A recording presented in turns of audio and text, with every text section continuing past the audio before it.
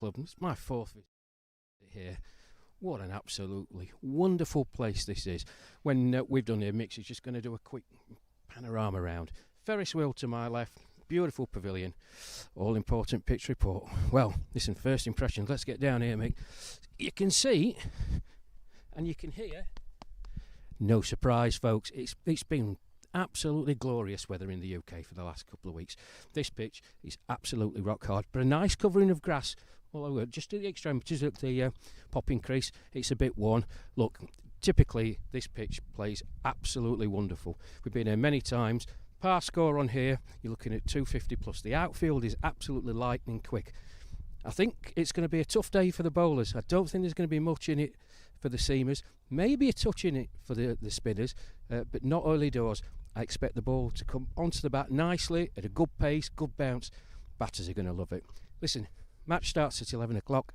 Join myself and Ben Sanderson, and we've got a special guest commentator for you. Someone I was in Australia with in the winter tour in 2024. But that's it, out in the middle. Loads more content to come. Join us in about 40 minutes' time.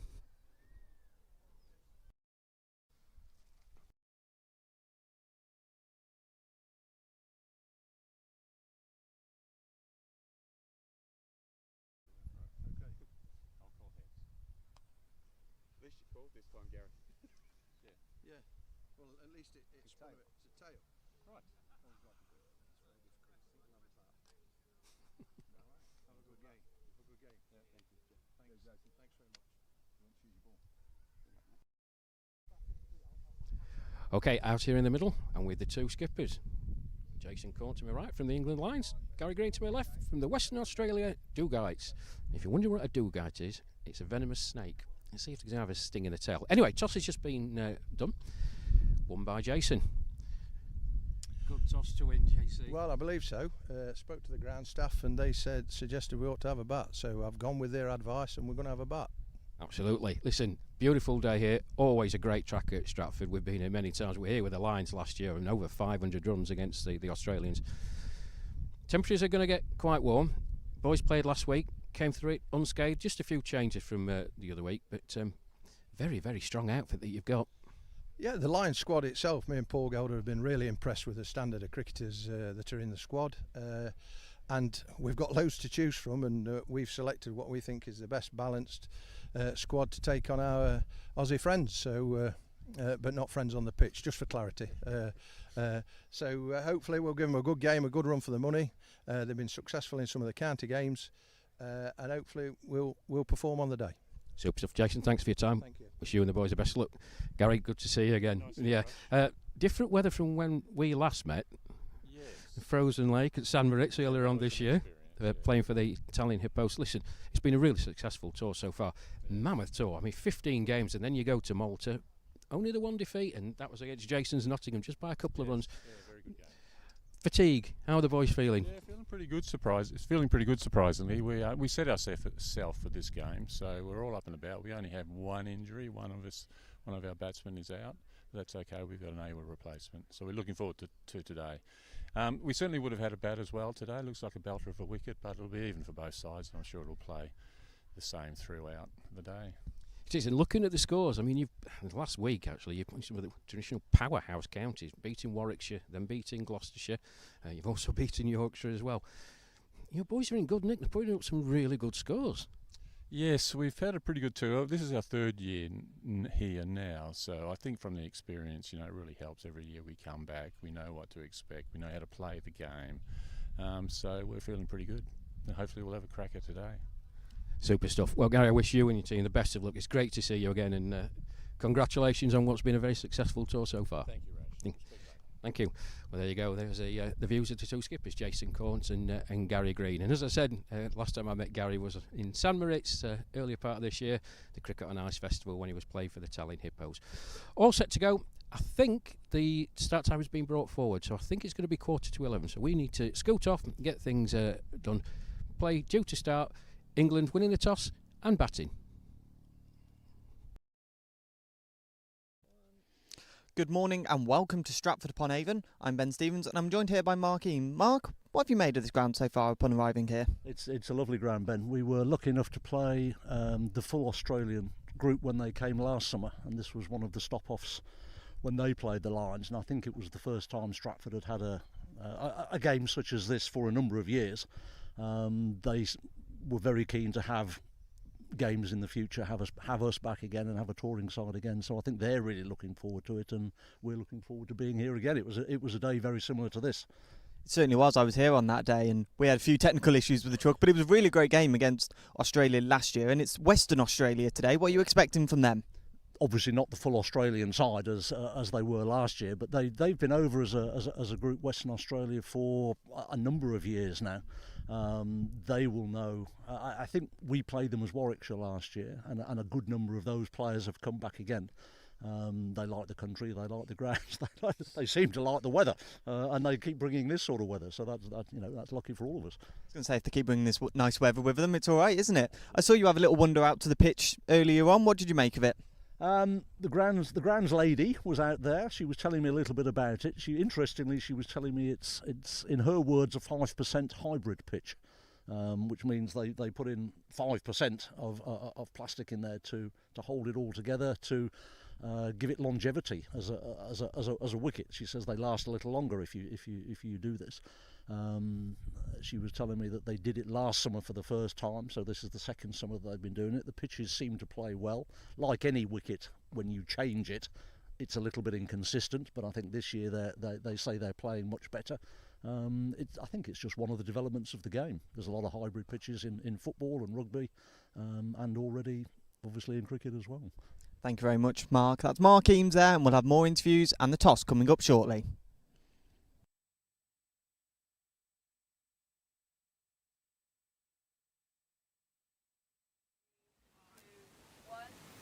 Well, good morning, good afternoon, or indeed good evening, wherever you may be. Thank you for joining me, Rash Mahmood, here at the beautiful Stratford-upon-Avon Cricket Club, Shakespeare's country, Warwickshire, for this game between the England Lions and the Western Australian Duggites, who are here on a 15-match tour of the UK before they depart for a couple of games in Malta. They're having a wonderful, wonderful tour. Now, a bit of a treat in for you folks. I've got a gentleman alongside me, our esteemed colleague Owen Mason. Unfortunately can't be here today. You'll have Ben Sanderson on later. But the bloke next to me carved me down and take you back to the winter of 2024, the fourth one-day international between England and Australia in the Grey Ashes in Perth, and I had the absolute honour of having this gentleman by my side, and it was an absolutely belting game. England an improbable victory thanks to the heroics of Razi Ahmed and Simon Routh. I'm delighted to say, Mark Campbell, Cambo, welcome to Stratford-upon-Avon, welcome to the commentary area. Yeah, thanks, Rash. When you were making that introduction, I was wondering who you were talking about, to be honest. But no, it's great to be here, and since that time, obviously been involved with vets cricket and playing for my state, and got asked. I was coming over to the UK, see family, my brother up in Durham, and they asked if I'd come over a couple of weeks early and be a tour reinforcement. So, yep, here, and had my first hit yesterday and my first game in anger in the UK since 1995. If you say it quickly, it doesn't seem that long ago. Well, that's what our listeners, we talked about it, didn't we, on that broadcast, but you lived in the UK, didn't you? Yes, well, funnily enough, and this is the greatest day ever for me. I'm not playing, which is a bit of a disappointment, but I've just met up with the guy, Andy Sapie, who I played with in Helsted in 1990. I haven't seen him for 36 years, and it's been fantastic to catch up, and we're telling a few stories, and I'm sure after the game, after a few bevies, there'll be a few more. That's the beauty of veterans cricket. Well, Mark, I'm delighted that you're here, and we're going to have a great day. Just to give you some facts and figures, the game starting a bit earlier, folks. It was due to start bang on 11, but there were concerns about something later on in the day. So the news out in the middle is that Jason Cohn, the England skipper, has won the toss and he's elected to bat. And Gary Green, the Western Australian skipper, would have done exactly the same. We get treated to an absolute belter of a wicket here, Cambo. We were here last year with the Australians who played the Lions, over 500 runs scored, a highly entertaining game. I think the pitch is going to play exceptionally well. It's going to be hard work for those bowlers. Oh, it looks an absolute belter. And we're playing on one side of the square too, Rash. Yeah. So that means hitting to the commentary end is a chip and a putt, and hitting out to the other end, you might need to take a driver. But it looks an absolute belter. The outfield looks quick. It's a fantastic setting, and when you're over in Perth, it was 40 degrees that day. Yeah. And I tell you what, you've done well again because of the sun shines out and it's probably around 30 degrees as we speak. Yes, it's a beautiful day here. You've brought the weather with you, certainly.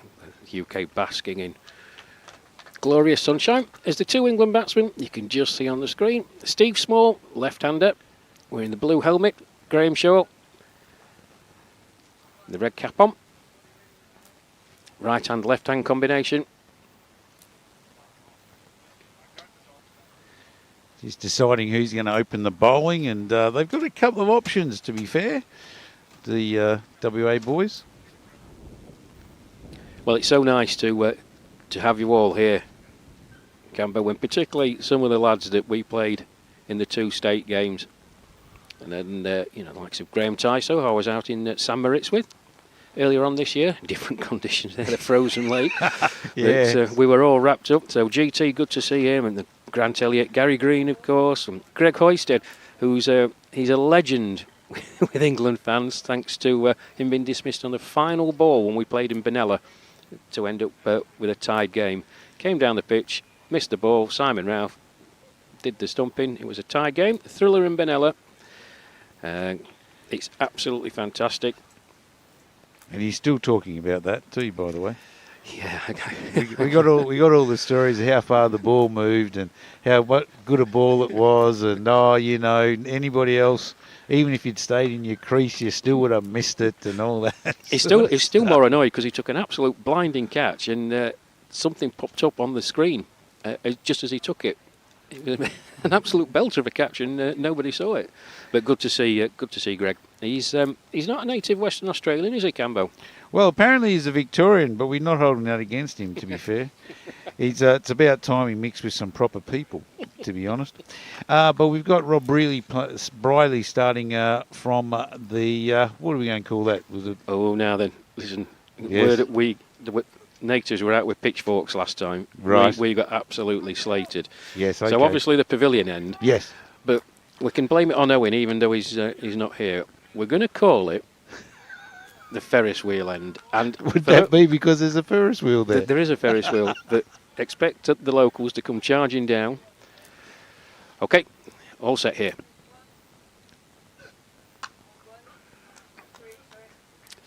And Rob Briley comes in. Graham Shaw just steps back in his crease, tucks that nicely into the leg side. England off and running. Yeah, just a simple push it to the leg side there through mid wicket, and Rushy was doing the fielding. Kim Rush. Just a tremendous beard. He prides himself on that. He's from the bush, of course, and he prides himself on his beard. Good delivery, pacey, nice carry through to the keeper. And he's been in form too, Rob. He's taken a couple of threefers on the tour already.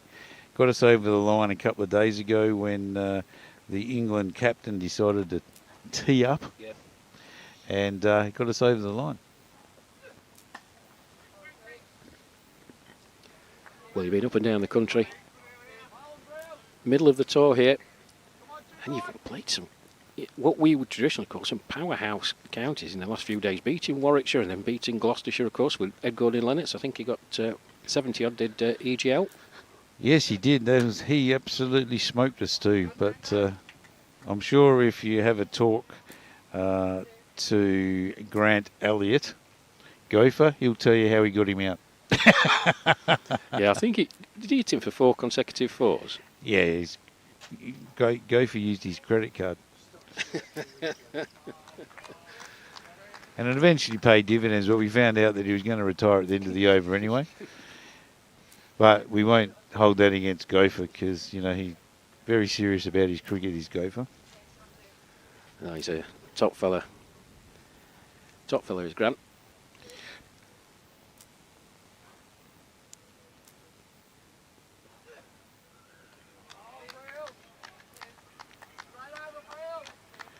But, you know, in the 8 games we've played so far, we won 7, lost 1, and that was by 2 wickets. We needed 9 off the last over, 4 wickets in hand, and one of our guys hit a 6 off the first ball, and we still lost. Boys weren't happy about that one, just quietly. But no, we've won 7 games, and the tour participants are in fine form, and it's been great to be on the tour. I only got here on the 13th of July, so it's been great to be here for the last 3 days and enjoying it immensely. And your boys have been putting some runs on the board, Cambo. I've noticed. Well, it's supposed to be a tour reinforcement, Rash, because last year they had a lot of injuries. But I got here and there's nothing to reinforce because there's no injuries, nor the batters are scoring a poultice of runs. So, from the pavilion end, it's going to be Graham Pound, I think. Yep. So Poundy bowls left arm tweak these days. Did play district cricket for West Perth back in the day as a fast medium bowler, and then decided in his 50s that he got hit by a young fella and he didn't have the pace to bounce him anymore, so he thought he'd turn to off spin. As so many of us have done. So, just the sight screen being adjusted for the left-hander. Steve Small plays for Worcester. Very, very talented.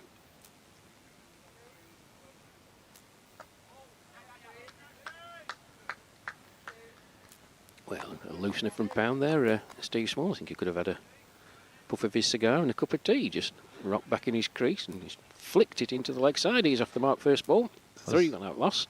I was thinking the car park and the trees on the other side of the ground could have been in trouble with that one. But it showed great restraint there, Small, to just tap it in for a single.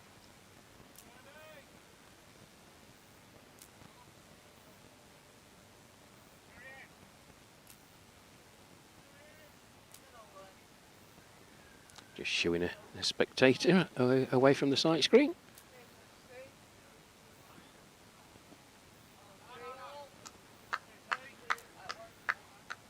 It is a wide in the end. The pre-match talk between the umpires and the skippers, obviously those who follow seniors cricket know that anything down the leg side is normally signalled wide. They're doing profile wides this time.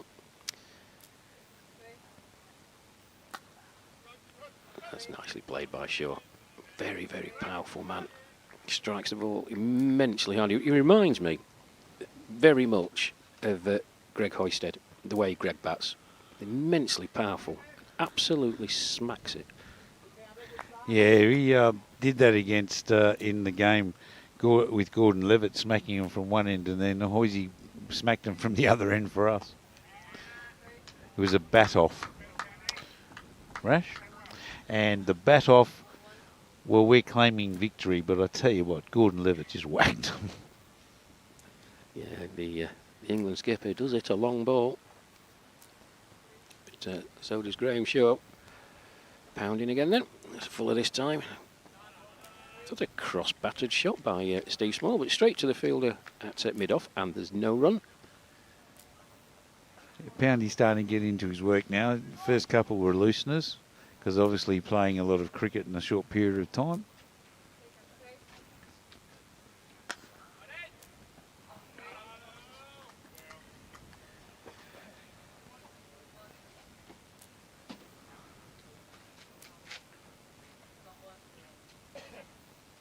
Well fielded by Gray there at cover. Oh, he's got him. Oh, Steve Small just going back in his crease. You can see it there. Oh, yeah, halfway up. It didn't really rise. I think that's what's done for Steve Small. But Pound don't care a bit. Steve Small, the first man to depart. For 1. Bowled by Pound. England 5 for 1. And just a loosener there, but it didn't seem to bounce. Shaw played back. Probably should have, in hindsight, he'll be ruining that opportunity to play forward, I would have thought. And didn't get up, only half stump height. So, and the wicket looks a belter. I thought it would have been a bit more bounce. Well, it's going to prove me, make me a monkey's uncle again, isn't it? Sick and tired of these pitch reports. I said one the other day, and I said, "Oh yeah, it's not going to do much," and it was hooping all over the place, swinging in the air, pitching, moving off the seam. It's surprising me because genuinely this pitch and this square, the bounce is very, very true. We saw in Rob Brearley's first over the ball carrying nicely to the keeper, nice pace to it, but that one, it just didn't get up. And Steve Small paid the price for going back in his crease. Encountered himself slightly unlucky, but there you go. Breakthrough for the Dugites.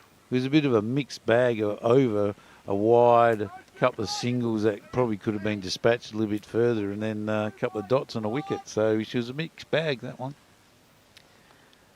Well, the new man out at the non-strikers end at the moment, Lancashire's Simon Anderson. He's been in good nick as well. Good carry there. Well taken by GT. Graham Tyso behind the stumps. Nice carry, good pace. Yeah, left armour really, and can really get him through, which is unusual at our age, but very good to have him in the team for sure. A good take.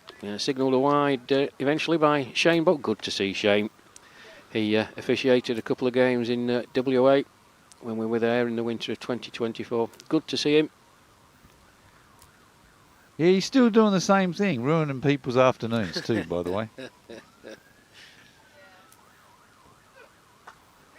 Oh, it's going to be out. Oh, no, it's not.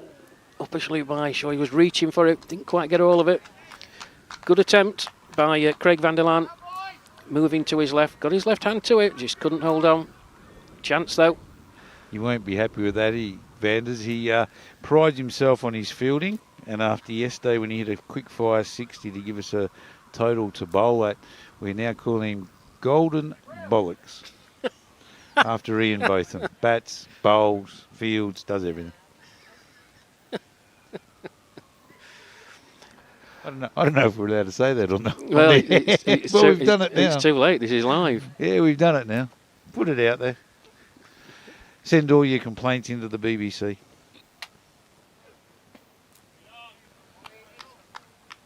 Yeah, that ball's coming through. It's a fair old pace from Rob Brearley. Simon Anderson just looking to tuck that into the leg side, wrapping him on the pads. He fresh as well. Had the day off yesterday. Yeah. So it just freshens him up a little bit.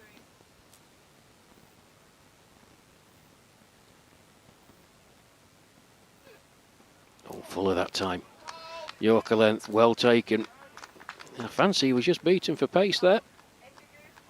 Yeah, it seemed to be. In his previous life, he was actually the finance reporter for Channel 7 over in Perth in a previous life.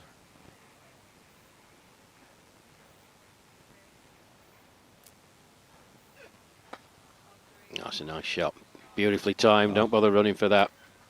Put to the pitch of the ball. Cover drive for 4. Anderton off the mark. Yeah, that was a great shot. And just over-pitching slightly there, Brearley. But Anderton taking full toll on that. You know, it's interesting. He was on TV and doing the finance report. And, of course, I always tell everyone I've got a good head for radio. How is your radio show going, by the way, Cambo? Yeah, it's going okay. We've 260 odd shows in, so people have said that 260 too many. But no, it's still going well. Good man.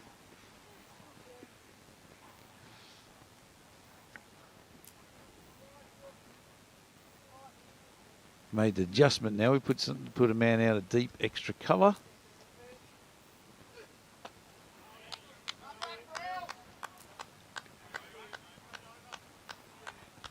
It's a good finish from Brearley, that one. None for 8 off 2.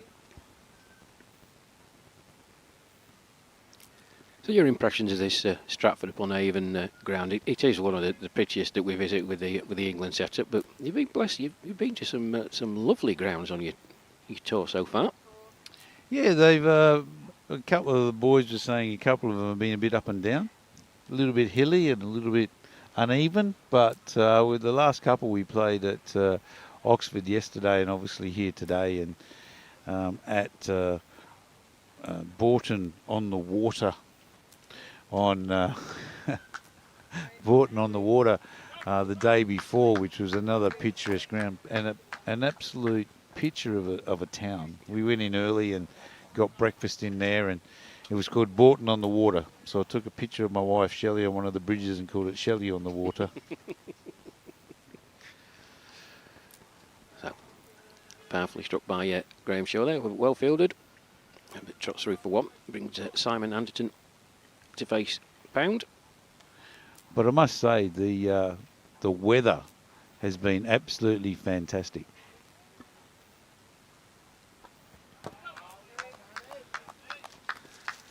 As I've got a calf injury, a man is blaming a calf injury for not playing, and I said it was an old man injury. He said, "No, I'm not old."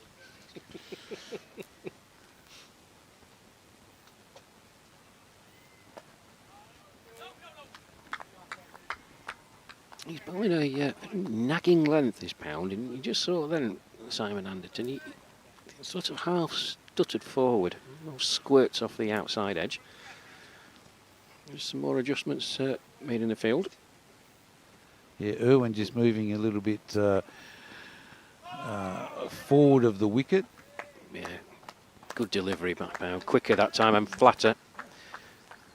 Yeah, Anderton just practicing his shot. That's what he wanted to do. Yeah, but Mike Irwin, he's just in front of us. Yeah, the superstar that Mike Irwin is. He's my idol.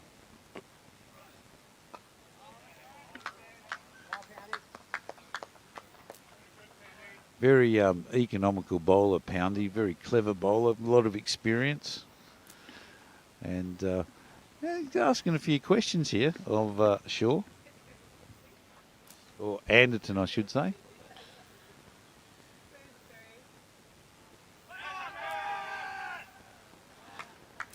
Oh, appeal. Height, I think, was the issue.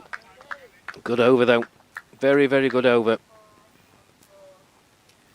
So, 4 gone here at Stratford-upon-Avon Cricket Club between the England Lions and the Western Australian Dugais. England winning the toss and electing to bat. Steve Small, the man out. Clean bowled by Pound to a delivery that he went back to. Didn't really rise too high. It's about half stump height. Good contest. Yeah, seems to be that the wicket's doing a little bit, which is a little bit unusual, but you probably expect that with the new ball anyway. Rash, and then some of the bowling's been really good, putting the pressure on early. Gary Green, the skipper at first slip. Cameron Green's father, isn't he? Yes. Yes, we've had that. We've had that discussion. We've got... that's a great shot. Just quietly. Rushes into the pickets. But, yeah, Cameron Green's father's on the tour. Ryan Campbell's brother's on the tour. Gee, I'll tell you what, we've got some cast of thousands. That's a really nice bloke, Gary. Had the pleasure of meeting him for the first time in St Moritz as well. You got to talk me through the ice. You got to talk me through how they do that on ice. It's crazy. Good take. Good take by Graham Tysoe. Well, you can ask the wife. She's over my left shoulder. You were umpiring there, wife, weren't you? It's very strange you could hear the ice cracking while you're standing on it. Oh dear. Disconcerting. Does the Titanic mean anything to you? Good fun. Oh, reaching for that one is going to be a wide. Great take by Tysoe behind the stumps. Oh yeah, it was a magnificent take, and you seemed to get some more lift as it was going through as well. That one. I'm still getting used to all these monitors. We don't have these monitors on my radio station, mate. No, mate, listen, they do a fantastic job. Hopefully, at some point during the broadcast, we'll try and get Mix to swing round and see here, because I think it'd be good for the viewers, wherever you are. It's an uppish drive, but that's gone. Yeah, no danger. Very, very good shot by Graham Shaw. Yeah, just hit through the line there and didn't leave anything in the shed about wanting to how hard he was going to hit it. Just gave it everything. And just over pitching slightly. It was uppish for a while, but I don't think anyone was going to get anywhere near it. Well, a couple of balls from this Rob Brearley over to come. I'm going to take my leave, Campbell. I'm going to leave you in the very capable hands of Madison. Appeal for LBW, and he's out. Yeah, took his time, did Shane Boyle. We'll see.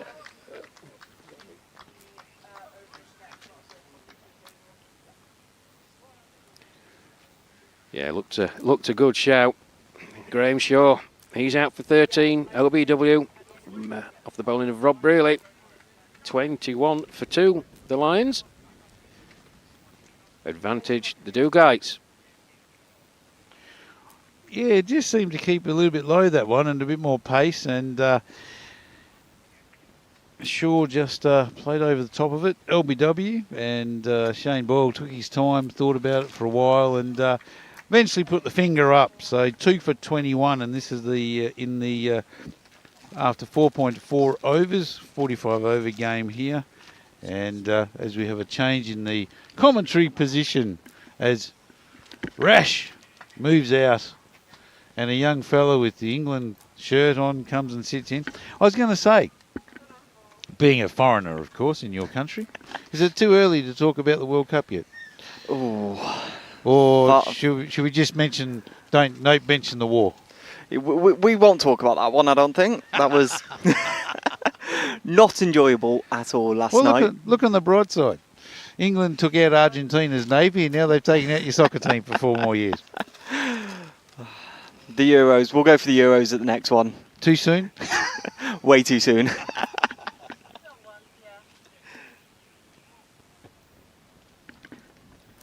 I can't believe it's too soon. Come on, toughen up. It was a long evening, that. I think the longest half an hour of football I've ever watched. It was. Well, for the Argentinians, it was the shortest 5 minutes. But they, certainly made sure that England were destined to lose another semi-final.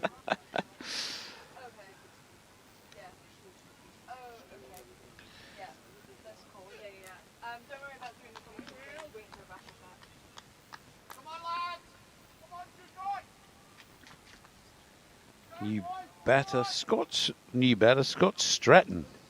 There we are.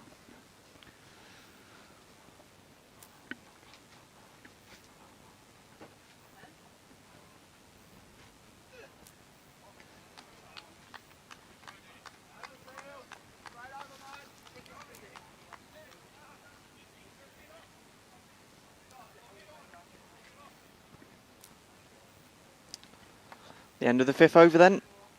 Lions 21 for 2. A very good start from your boys. Well, what would you expect, mate? We've come 12,000 miles. We don't come over here to lose.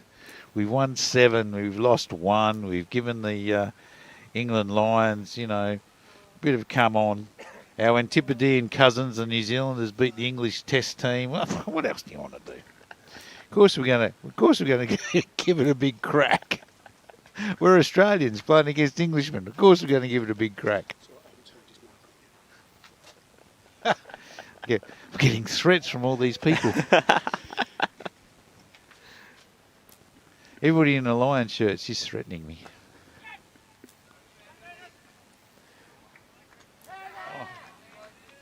Great throw. Yeah, Vanders. Vanders is the bowling, batting, and fielding all-rounder.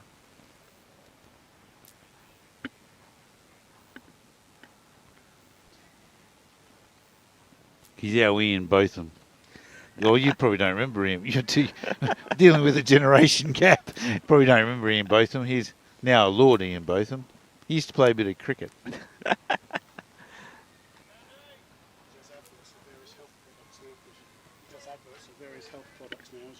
Oh, he does adverts for health products.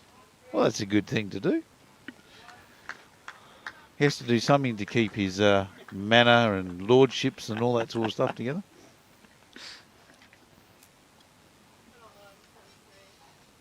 He was, of course, president of the Durham County Cricket Club as well at one stage.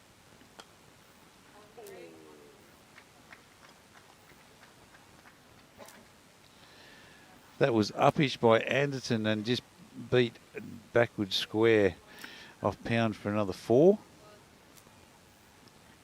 Close to getting a hand to that one, wasn't he? Yeah, it was a half. We would probably call that a half chance. It was hit with a bit of power and it was always going away from the fielder. So maybe a quarter chance, we'll call that. In the bar, we'll call it, afterwards, we'll call it no chance whatsoever. But, you know, right now, we'll call it half a chance.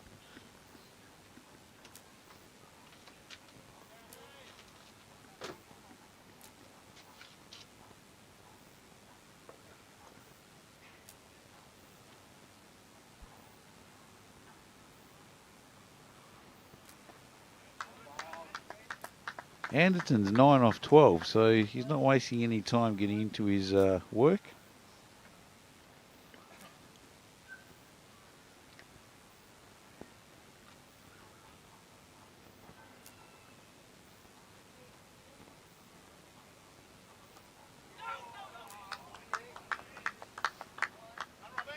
Good this, isn't it? Good that game of cricket. West Aussie's on top again. Got to be happy so far. Can't talk too early though. There's plenty of batting to come for this England Lions lineup. It's one thing we've spoke about quite a few times following these boys round, how strong they are batting all the way through. Well, I saw Kevin Watson play over in Australia in 2024 with Rash, and he's a good bowler, but he's still a very good batter as well. So yeah, there's plenty of batting to come. In the order, we've got Mark Eames coming in at 5, Andy Sapie at 6, Lee Self at 7, Jason Cornt at 8, Ian Woodall at 9, Kevin Watson at 10, and Andrew Davis at 11. So plenty of batting to come.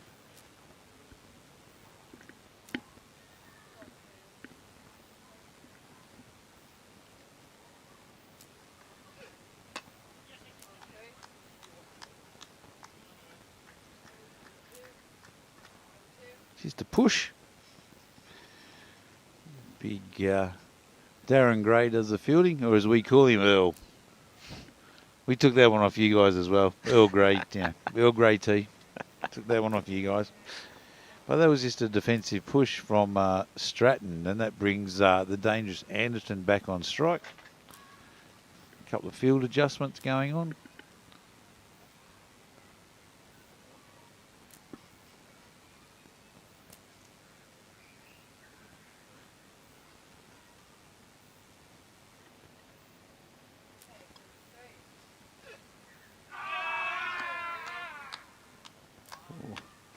Shout, appeal, everyone was interested, and the only one that actually mattered to be interested was the umpire, and he kept his fingers down. Yep, shake of the head from the umpire. Not interested at all in that one, was he?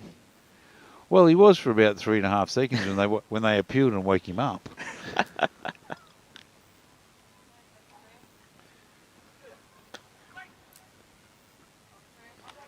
Yeah, we know what a good player Simon Anderton was. Formed a brilliant partnership with Colin Cliff at Brook Cricket Club a couple of weeks ago against Geelong side. Did you beat the Geelong side? Yeah, I did in the end. Ah, yeah. Well, that's Victorians for you, isn't it, really?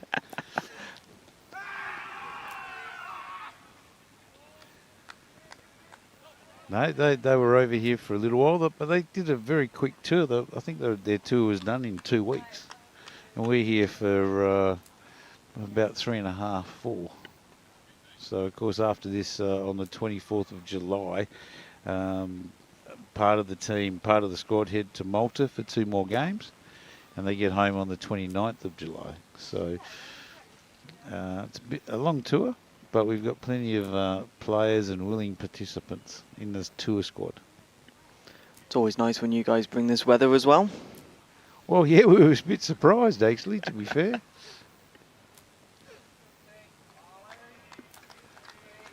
But at this time of the year, speaking from experience, is the best time to be in England.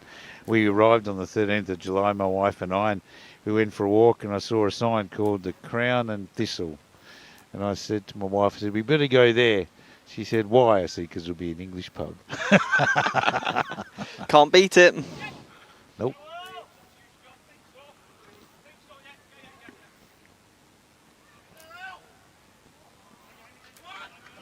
Fantastic fielding. Stops it right before the rope. Fancy footwork from Darren Gray there.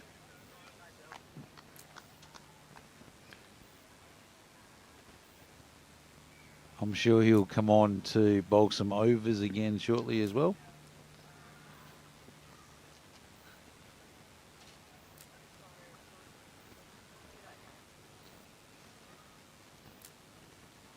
Scores moved on 2 for 32 off 7 overs. So they were 2 for 21 off 5. So added 11 runs in the last 2 overs, which has been pretty good going considering that they've been under pressure. Yeah, we were speaking earlier and expecting it to be quite a fast scoring pitch, but a few times we've not quite got it right. Have you thought of taking the curator out with you?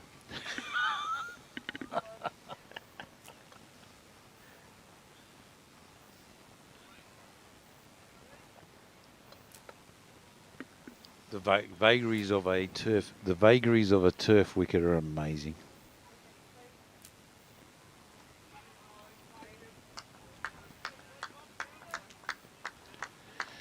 Plain miss there from Stratton. Graham Pound currently 1 for 10 off 3.2 overs.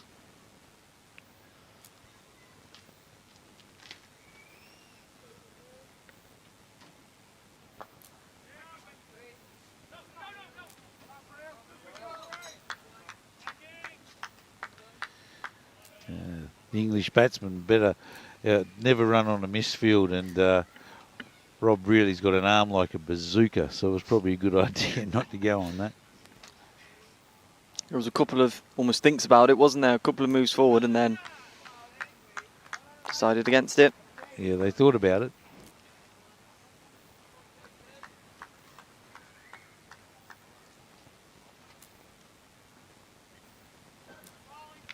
Beautiful part of the world, this. Did you live around this part? I'm Telford, so I'm Telford? an hour and a half or so away. Oh, okay. So does that mean it gets worse the further away you are, or better? Depends which way you go, I think. Go on, mate, you're from Telford. Talk it up. Oh, it's a lovely place. Lovely place to live. Some beautiful cricket grounds around there as well. The next thing you're going to say, the best thing about Telford's a road out.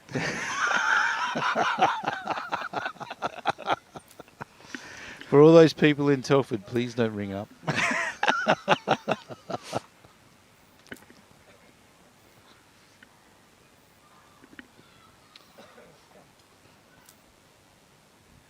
Just looking at this, the run rate at the moment, still healthy, still at 5 and over, just under.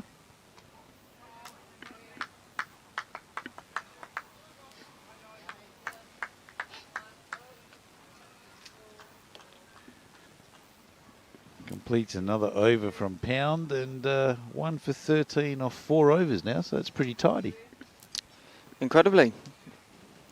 Going at about 3.3 runs and over at the moment, so some very nice bowling there from Pound. I'm glad you worked that out. I'll take all the credit for it, but it does say it on my screen. Oh, there it is. Oh, you... Really? I've got it all in front of me. Okay. Fancy that, thinking an Englishman would cheat. Who'd have thought that?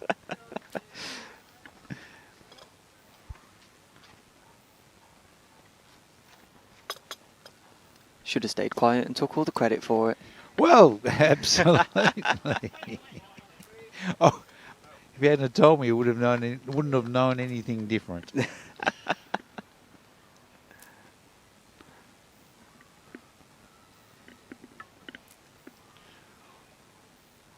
Borelli continuing from that Ferris wheel end. Oh, it's hit well too, just quietly. But straight to Irwin at cover. But that was a cracking shot. Was plenty of pace behind it. Did well to get down and stop it as well.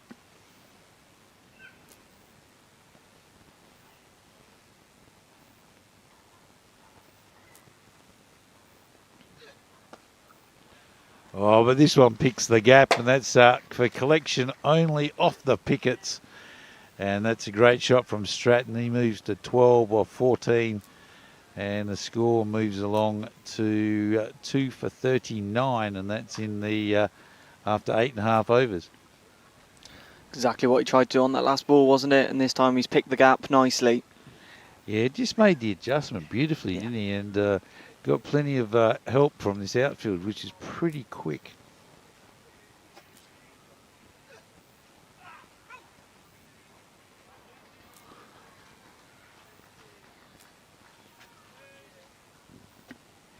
And good running there from the two England batsmen as well.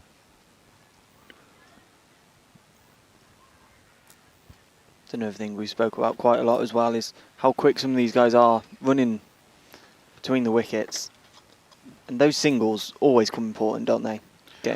Just keeping the score ticking over nicely as well. Yeah, the singles are so important. But, you know, some of these English fellas, I'm going to start having a look at their birth certificates because they don't look old or more experienced. They actually look quite fit, quite healthy.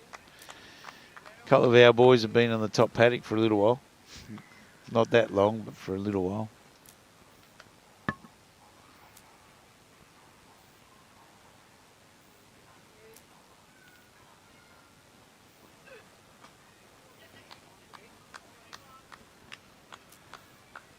Another well-run single. That's great running between the wickets.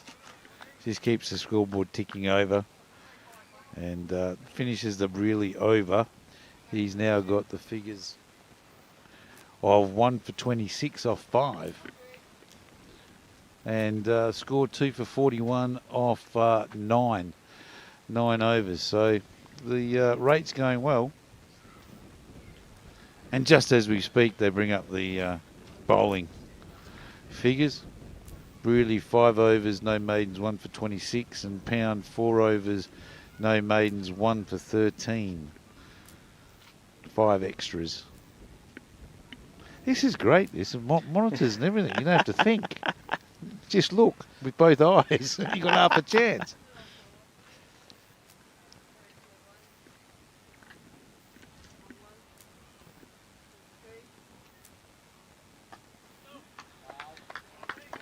Pound is continuing from the pavilion end into his 5th over, 1 for 13 so far, and that's great work under the conditions. Yeah, got a maximum of 9 overs each, I believe. Would you be putting him in for all 9 off the back, or keep a couple in hand? Oh, I think you might have to keep a couple in hand. The issue that you have is some bowlers are better if they bowl 9 straight, and some are better if they bowl 4 or 5, then have a little bit of a break and then come back. So, but that's always the issue, whether you can come back after bowling a bit, get into a bit of rhythm, and then have a spell. We've got this man keeps taking photos. He doesn't realise my best side was from over there because we're so far away. Now he's right alongside me. They'll see that I'm a little rotund fellow.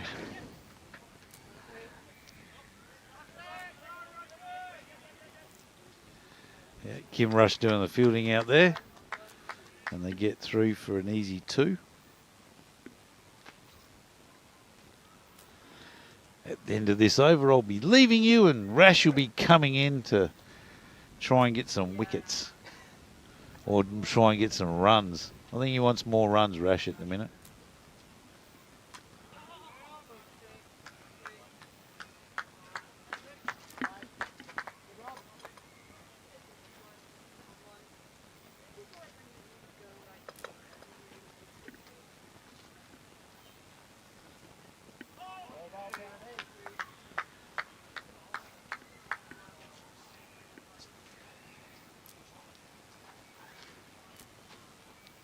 getting through the first 10 overs. One more ball left in the over, 2 for 44, so it's a good rate at the moment. Oh.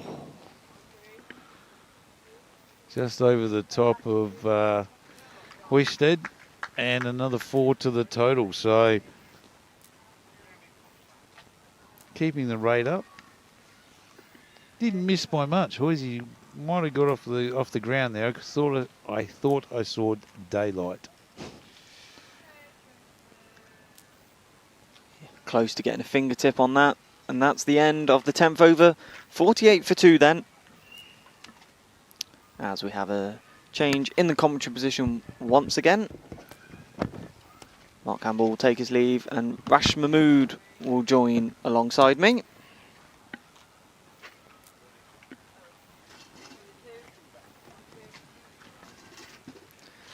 So Rash, what have you made of this start to this game then, this first 10 overs? Morning, Ben. Morning again, everybody. Western Australia's, I think. Yeah. And the wickets are a bit Steve Small. Get yourself a touch unlucky. Graham Shaw. Well, I just had a word with Shawsey during my little stint round the ground. Like most batsmen, he didn't think he was out LBW. I suppose the only question with him was height. But Shane Boyle, very much respected umpire.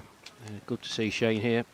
Give it a lot of thought and adjudged him LBW. So I think the first 10 overs, England going along quite nicely, 4.8 runs per over, but 2 back in the hutch. And a change. Rob Brayley's bowled magnificently well. But there's a change on now. Darren Gray.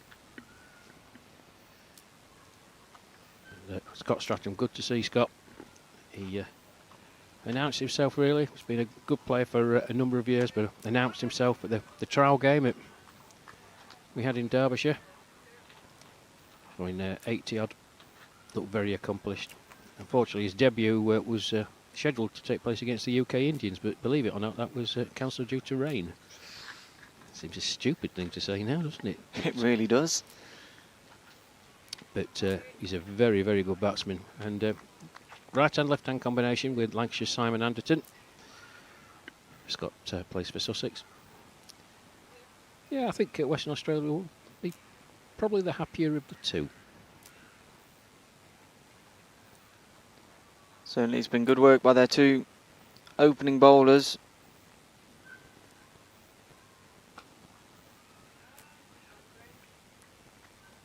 Obviously the last time we saw you, Rash, Simon Anderton formed that brilliant partnership with Colin Cliff down at Brook Cricket Club. He did, yes. Looked very accomplished. Was quite happy to play the supporting role, and why not with Colin Cliff. And congratulations to Colin. He's been selected to go to Canada for the World Cup, deputising for Steve Aston, I would have thought. There's been some changes to that World Cup squad from when it was initially published.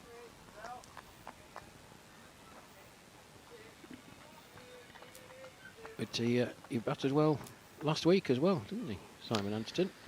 Certainly did. Neil Jackson was another one last week in Cardiff. Batted very nicely, another century on the board, and another one that's in the World Cup squad. Yes. Replacing Nick Gaywood, so left-hander, both Yorkshire players, of course. And we do wish them well, the England boys. I know some of them are on a 2-day sort of leadership get-together thing. We'll be hoping they come through that unscathed, and then the next couple of weeks of the county championship, and then of course on the plane across the pond.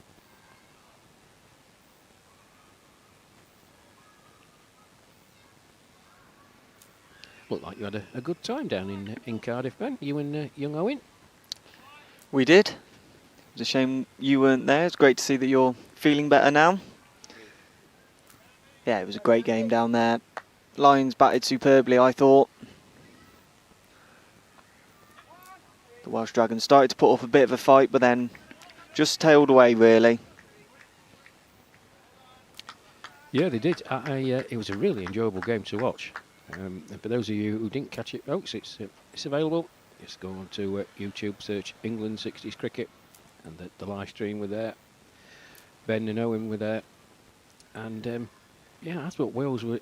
I thought Wales actually fielded fantastically well.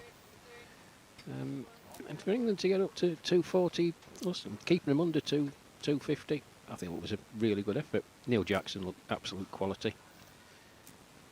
And they were going along okay. I think they'd reached 40 odd without too many alarms.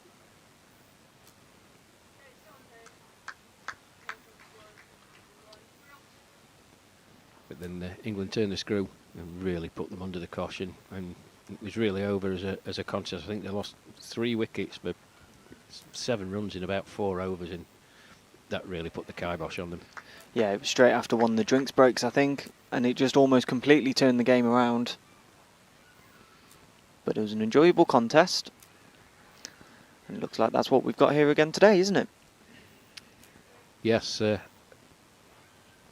Western Australia boys, a lot of them have played grade cricket and played to a very high standard. And as I mentioned in my first stint, there's about half a dozen or so of them who played against the England seniors when we toured in 2024.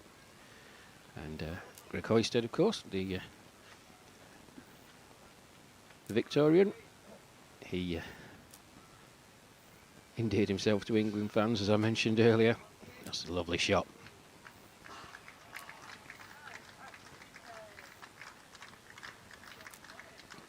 Well, beautifully timed by Anderton, straight back for 6. First 6 of the innings. He moves on to 22 from the 29 deliveries he's faced. Scott Stratton, his partner, 18 of 24, 60 for 2, 12 gone. Going along very nicely indeed at 5 runs per over. England just trying to regroup and recover after the loss of those 2 wickets, Steve Small and Graham Shaw. We're back up to a 45 over game today as well, aren't we? Yeah, it was mentioned at the coin toss, Ben. Gary Green, he was happy either way, but they came to some agreement, and 45 overs it is. We were due to start at about 11:15, but as it turned out, there was people and getting photographs and what have you, so it did start just before 11 o'clock. I think they'll be able to get the game in. I think there's some function, something around about 5:30 here. So yeah, which is why the start time was moved from 12 o'clock to that earlier start time. Jason Colton was just having a word there with one of the Australian boys. Not quite sure what about. I just saw him on the boundary rope there.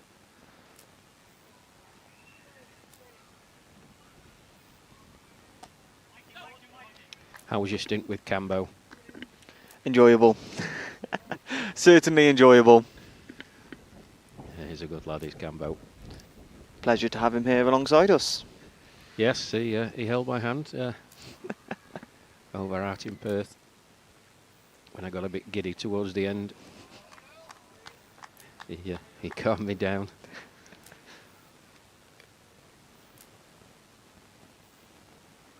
It really was a very improbable victory there. England reached Razi Ahmed, absolutely smashing Bill Blair for 4 and then deposit him in Western Boulevard for 6. 51 they needed off the final 5 overs. Unbelievable scenes. And a misfield from Graham Pavey, of all people. Probably the best fielder in seniors cricket. Out in the deep, he never saw the ball that was hit out to him. Yes, I had to go and have a lie down after that. That's nicely timed again, but straight to the fielder. Good field placing. The skipper, Gary Green. Backward point. Just in conversation with Mike Irwin. He's tried that a few times now, hasn't he? Tried to rock back Scott Stratton and tried to just pick this gap almost right towards us. It's oh dear, what's happened there? Bounced up that one, didn't it? Stratton's looking filthy look that he's just given the pitch. Just, well, that's going to concentrate your mind as a batter. No runs off this over so far from Darren Gray. Can he finish with another dot ball? Yes, he can. Orthodox defensive shot from Stratton. Good over. 13 gone. 60 for 2.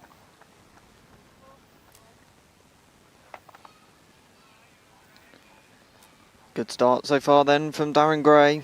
First maiden over of the day. Just 1 run so far off his 2 overs.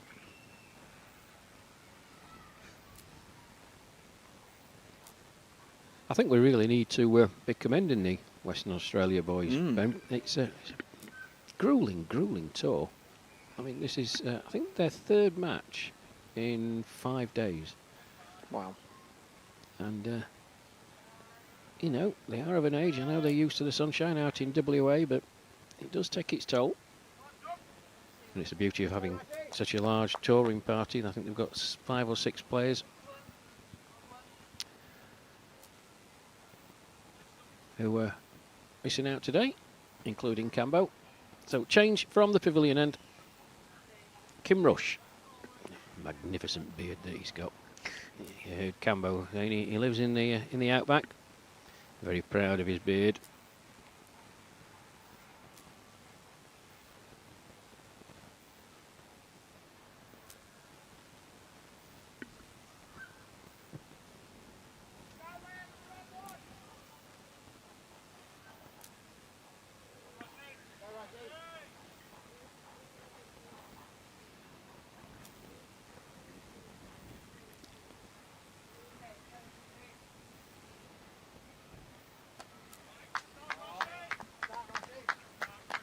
Well, those of you watching the stream, wherever you are, thank you. On behalf of everyone connected with England and the England Lions, please do get in touch on the live chat. So Tony P, lovely ground, absolutely.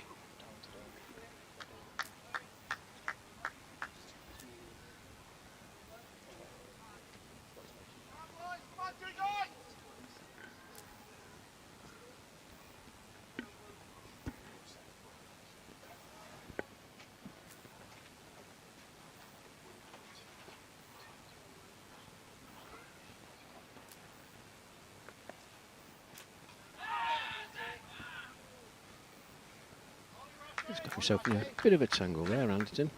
Looking to play it into the leg side. And some wrapping him on the pad. Half-hearted appeal by Rush. You see the pictures there, the Ferris wheel in the background. Such a picturesque ground. Really is. That's nicely played. Mike Irwin running round from his position at deep extra. Now a good bit of fielding. Yeah, made a lot of ground, did Irwin. 2 to Anderton. He moves on to 24. Let's go 62 for 2.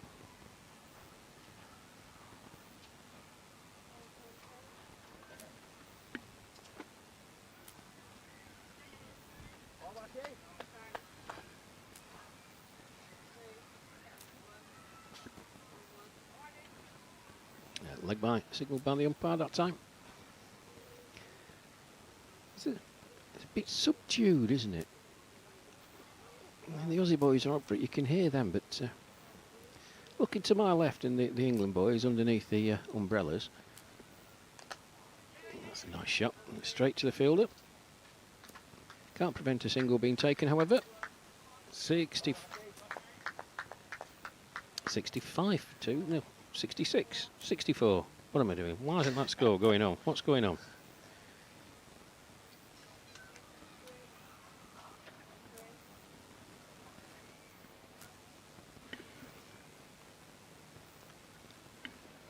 $64 for 2 then. 14 overs gone. I think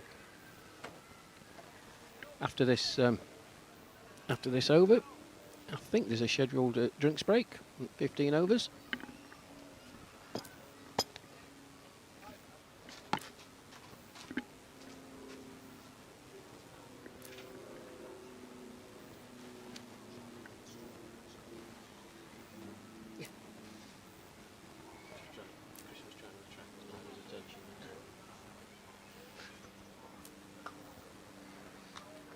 A bit of show of intent there from Stratton, just coming down the pitch, but in the end, an defensive shot played, and there's no run.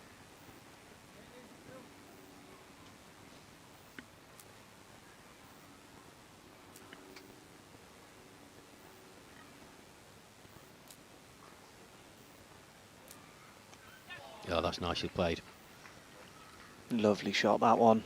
That's running away, that's going for 4. Yeah, very, very well played by Scott Stratton. Just waited on it, just opened the face.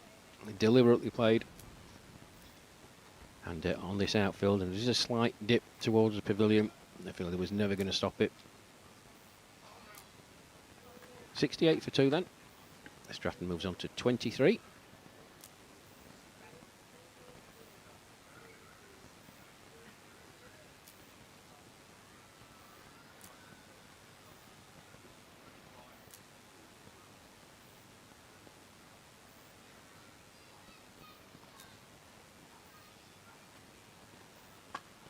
Fuller this time. Nicely played again. Irwin again does the chasing. 2 more to Stratton.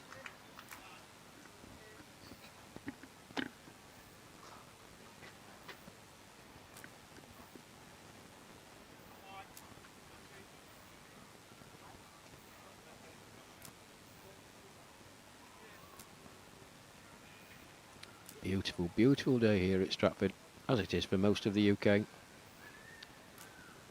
think temperatures down south are projected to get up to 33. I don't think it's as hot here, but it's still pretty warm. About 27 or so, I think, today. We'll have to ask Owen where it's as hot as, or hotter than. That's been his favourite thing on this bit of the journey that we've been on with these boys, isn't it? I can't think now where were we hotter than that one game at Brook. Barcelona, was it? It was Barcelona, yeah, he did mention Barcelona. Everyone's looking at him askance going, what are you on about, Owen? Babbling on about Barcelona. Yeah, we do miss him. Yeah, wish him well. Obviously can't be here today, young Owen. 50 partnership reach between Stratton and Anderton now as well. Yes, they've gone about it in this sort of quite steady fashion, really. Nothing too flamboyant. I guess that was the right thing to do in the circumstances. 2 early wickets. Need to rebuild. Still plenty of overs to go. You know, 30 after this one. Wickets in hand is always crucial. And the 2 very, very fine strikers of the ball. And they can press the go button. And on this outfield, they'll fancy themselves to score quickly, but get to the drinks break, have a quick conflab.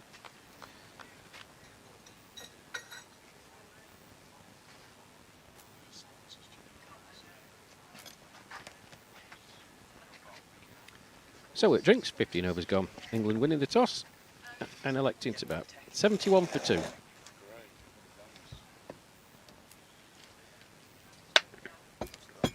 Wicket 4 and 6, just press them so as and when. And then I'm going to do the sponsors first.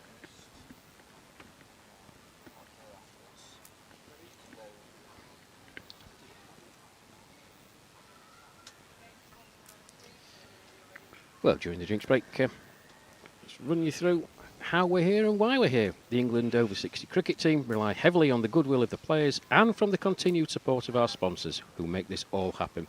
So it's a big thank you to our sponsors: Stonehill Sports, Sporter Tours, NV Play, Cleanclad, The Dew and HG Construction. Thank you for your continued and generous support. Now, interest in the over 60 cricket team is not just limited to the UK. Last year there were 4 million clicks on our social media channels. Our YouTube channel had over 137,000 views, spanning some 14,000 hours of viewing in over 55 countries. So the opportunities for individuals, companies and corporations to gain exposure is there for all to see. Now please get in touch with us for more details on sponsorship. And on behalf of the England management team and everyone connected in and around the team, thank you everyone for your continuing support. And you've got my ugly mug on the screen alongside me, Mark Campbell. Campbell, little trot round the boundary for you, and catching up with the great and good. What's the feeling from the rest of the Western Australia boys? Well, you know, the ball's not doing a lot and the wicket's playing pretty true. So I've looked at that screen, Rash, and I've got a good head for radio. So I'm not sure where this person's looking at us from. But anyhow, Yes, people of a nervous disposition, look away now. yeah. Well, this is the setup, folks, and I'm glad that Mix has just been round, because many people ask us, and it's your first exposure to this. I mean, we didn't have this in Perth, did we? No. We were still scrabbling around for power with 10 minutes to go and Wi-Fi and God knows what. And we had the plastic marquee over the top as well, so that didn't help us. Yeah.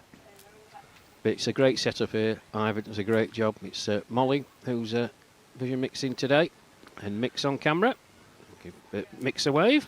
There you go, Mix. Yes, look at that. Nix is all over it. He's all over it like a polyester shirt. Nix. But it's a great setup here, and you know, you've just been really impressed, Cambo, haven't you? We've got the screens in front of us. Oh, this is amazing. The truck just behind us. It's got a full mixing desk. There's screens all over the place. It really is a fabulous job that the people do. So students at Gloucester University progressing well in their studies, and Owen Mason and Matt Evans, who were with us for the past couple of seasons, they graduated last year and hopefully going on to bigger and better things. And we do wish them well. It gives them a good platform to learn cricket. Not their first sport, or not necessarily their passion, but it's about broadcasting and learning the skills to progress. So, rush to continue then after the drinks break. That's a nice shot into the offside by Stratton, and he trots through for a single. That's not us. It's certainly not you, which is important. Oh, she must be obeyed. He's beckoning you. She who must be obeyed is going off shopping, which worries me a lot. But the people of Stratford-upon-Avon store owners will be very happy. She ain't got the credit card, has she? She got her own. That's the worst part. You know, actually, funnily enough, Rash, you mentioned that when we had COVID in Perth and we had lockdown, she was the only person that got a phone call from her bank.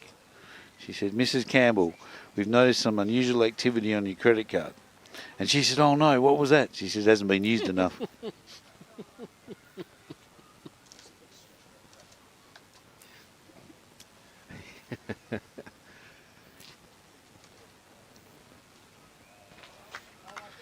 Well, to say the WA boys need a wicket here is a bit of an understatement. 2 for 74 has been a good partnership, over 50 already for this wicket. So that's only in 10 overs. So we need another wicket here for the WA boys. Yeah, I was just saying before you rejoined us, Cambo, that it's not been spectacular from the England pair. They just seem to have gone on with the business and the odd boundary, but it's been good, sensible cricket. And they had to rebuild, obviously losing those 2 early wickets, but it seemed impressive, and they are 2 very, very talented batters, I can tell you that, and they can score at a rapid rate once they're in. So it's going to be an interesting next 10 overs, I feel. That's a beautiful shot. Oh, just out of the reach of Van der Zed. Valiant effort, and goes for another 4. Thought he was in with a chance there at one stage. Looked a little bit ominous for the batter, but just had enough on it to get over the fielder.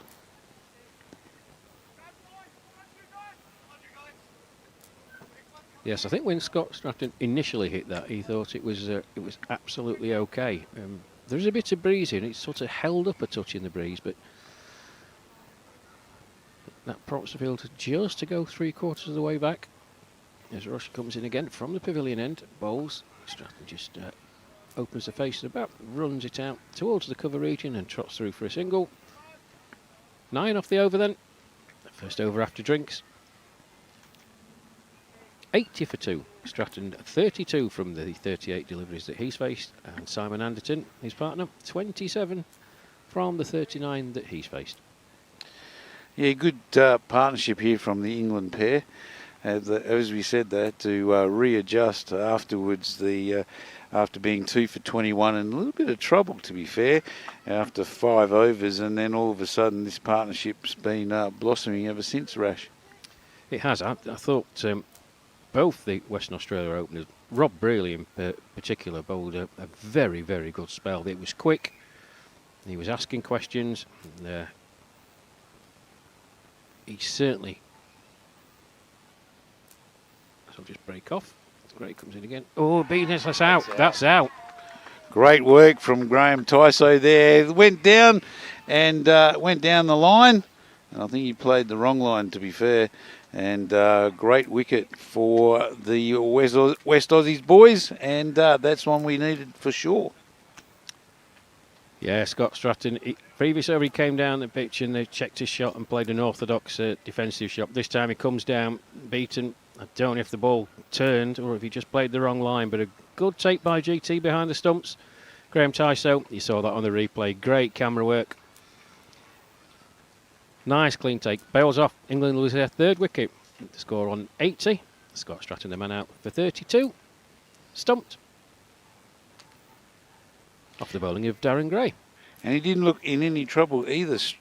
Stratton played that one false shot that just eluded the fielder, and then once again just went down. Very reminiscent of Harry Brook, really, on the English Ashes tour, jumping down the track. But just looked like it might have turned a little bit. Yeah, it's hard to see from our position, Cambo, isn't it? And even on the replay, it's square on, but he is a very, very good player, Stratton. He does pick the line. I fancy that just turned a fraction as he came down the pitch. And that was enough to evade the bat. Straight into the hands of Graham Tyso. Nice bit of work by him. So another left-hander. Warwickshire's finest, Mark Eames. The lefties coming from everywhere. Is there any right-handers in the side? There's a couple, but not many. Yeah, there are a couple. In fact, JC, the skipper, he's a lefty as well. I know Andy Sapie's a right-hander. He is, yeah. And can give them a touch as well, just quietly. Played many a good innings for us at Helsted back in 1990 when we were in a little bit of trouble.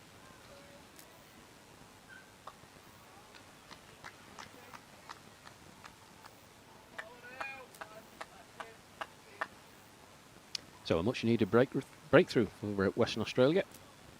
Good partnership between Stratton and Anderton. 59. In pretty good time as well. Just squirts off the outside edge of Eames's bat. And he gets off the mark. Once again, good running between the wickets too. He didn't go that far. Probably within the 30-metre circle, and they got through easy.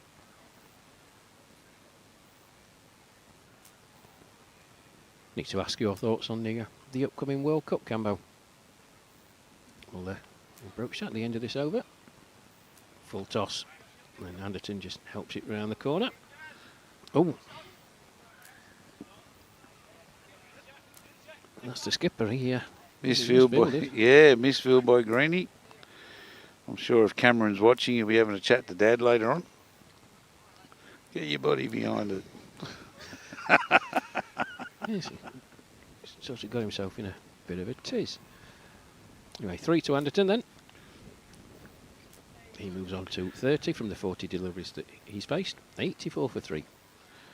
So for the World Cup, the England drought's going to continue from 1966 onwards. That was one good thing we found out last night. So that's going to go to 2030 now.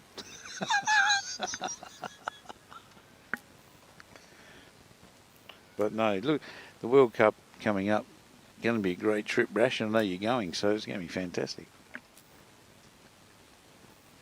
Yes. Looking for... Oh, dear. Ball doesn't get up at all. End of the over. 84 for 3. Yeah, looking forward to it, Gambo. I'm glad that we've probably got a full complement this time around. Pakistan, the inaugural winners in 2022. They won it in Australia. They unfortunately weren't able to defend their title in India in 2024 for various issues. talented team on their day. They can beat anybody. And they're in the same group as Sri Lanka, Australia, Canada, the host. The emerging nations, well, anybody's guess who's going to be playing for them and how talented they are. Sri Lanka. It's a tough old group for the Aussies. Appeal for LBW, but he was well down the pitch that time. Anderton, maybe a bit of inside edge as well. Yeah, you just saw there. He's way down the pitch. Very optimistic shout from Rush and his colleagues. Yeah, well, Kim Rush will never die wondering. He can always ask the question. You might not get the right answer all the time, but he's used to that. Not only in cricket, but in life as well.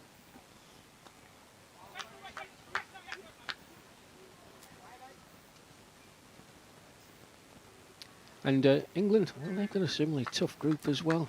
The likes of Scotland, the West Indies will probably have their full complement. They weren't able to have all their players when they toured last year. The West Indies contingent, shorter trip to Canada for them.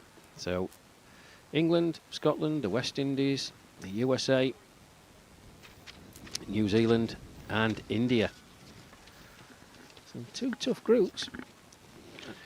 I think the big topic of conversation is the pitches. We don't know what they're like. England toured there 3 years ago, along with Australia for the Canada Cup, Cambo, and not to be too harsh, the quality of the pitches wasn't particularly good. But, the Canadians have done a lot of work, a lot of venues that we're playing at, so it should be good. And it's my birthday when we're out there. Oh, really? Yeah.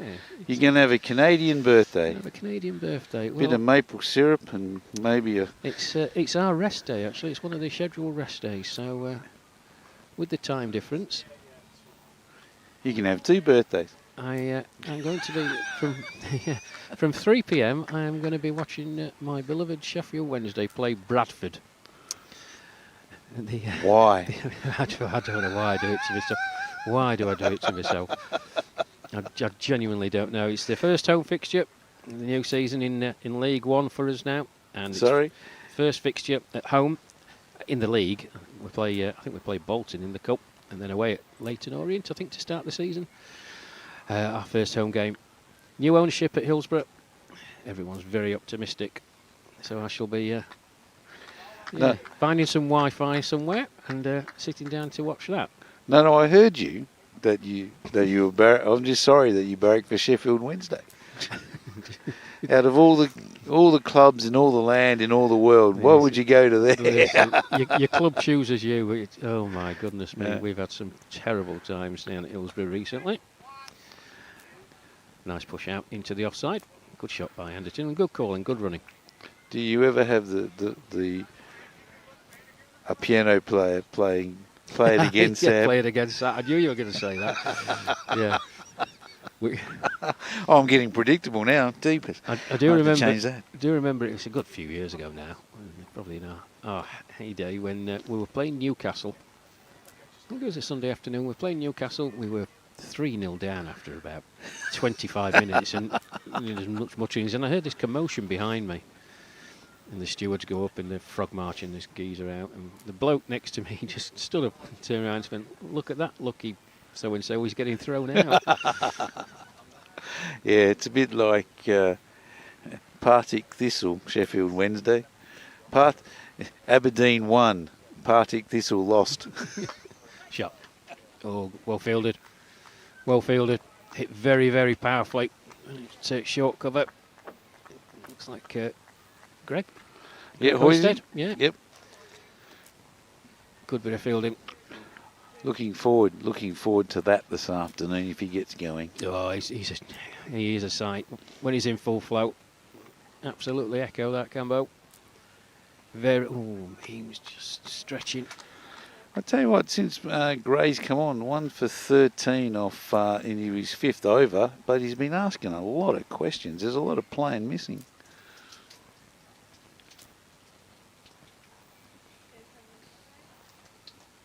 Yeah, that could have been a slight chance. We might have to look for the replay for that one. But from the reaction, it might have been a chance. Now we just got the end of it. Yeah, I think looking at Graham Tyso, definitely. The ball just seemed to hop off a good length, really. It wasn't banged in, it just reared up off a length and completely caught Mark Eames by surprise. Watchful this time. Watches it outside the Austin, but another good line, good length. It's been impressive. It's been Darren Gray. And Andy Sapey listed to come in at 6.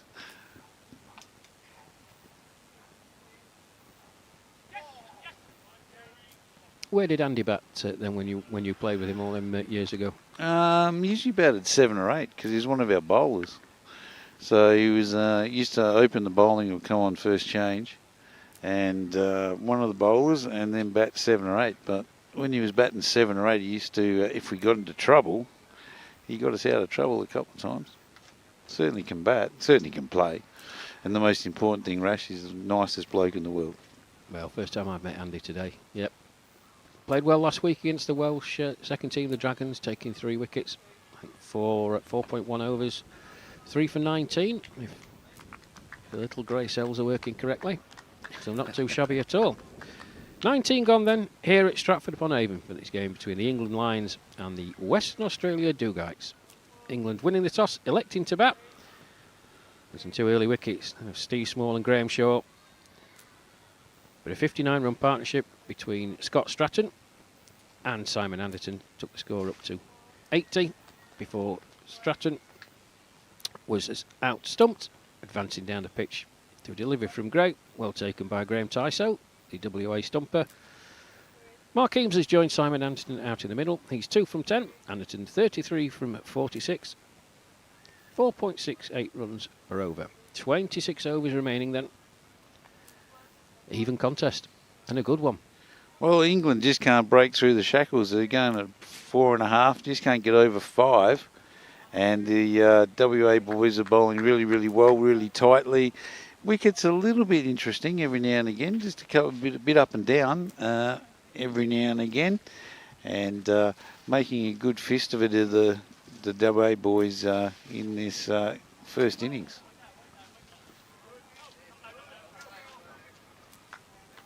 The feature at the moment, though, Rash, is the running between the wickets by the English batsmen. That's been fantastic. Well, I have some comments on the YouTube feed. Reece Watkins, come on, Rushy. He's bowling well. He's young Kim. Just the one to Eames as he plays it out to mid-on. Oh, now then, Cambo. Yes. Sam Davis. Good Oh, old Sam. Sammy. How are you, Sam? Good to hear you, Sam. I know you were over here in the UK doing your walking in the southwest a few weeks back. Good to hear you, Sam. Ration Cambo, great to hear your dulcet tones. See, he should be a politician because he lies so nicely. Well, he's actually he's watching from the Sunshine Coast. Yes, Cambo, great head for radio. Cheers, Sammy. No, Yeah. really good to hear from you, Sam. Hope you're doing well, my friend. Yeah, thanks, Sammy. Good on you, mate. Catch up with you shortly. But the boys are on the Sunshine Coast having in a carnival at the moment, as well as. Is it called the Toot By? Is it something called the Toot Byron? What's that? The what, sorry? Is it called the Toot Byron Cup or something? Is that on the Sunshine Coast? I may be making it up. Someone get in touch on the comments. Potentially it could be, but I know we're there and a couple of other provincial teams are there as well. Let's get your thoughts on the recent series between Australia and New Zealand, which the Australians won by 3-0, despite in the final match being pushed very, very close. Craig Gibb, the Kiwi skipper, 125. But good workout for both teams. Well, it was, and of course New Zealand were still invited to our state carnival.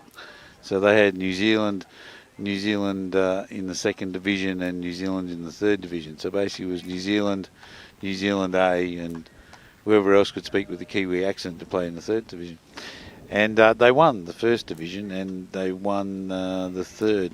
Got beaten in the second division and it was an absolute nail biter. They needed something ridiculous off the last over, and a bloke came in and went 3 sixes and a 4 and did it. So, you know, they played very well in the carnival, and that form continued against Australia when they were playing against them as well. Just played back down the pitch by Anderton. Darren Gray was unable to do the fielding. Bounced off his shoe. Trots through for a single. 94 for 3. Anderton moves on to 36. Yeah, that I was up in the wee small hours watching the live stream of the recent 3-match series between Australia and New Zealand in Brisbane. Well, you probably should have done, Rash, because let's be honest, Sheffield Wednesday weren't worth watching.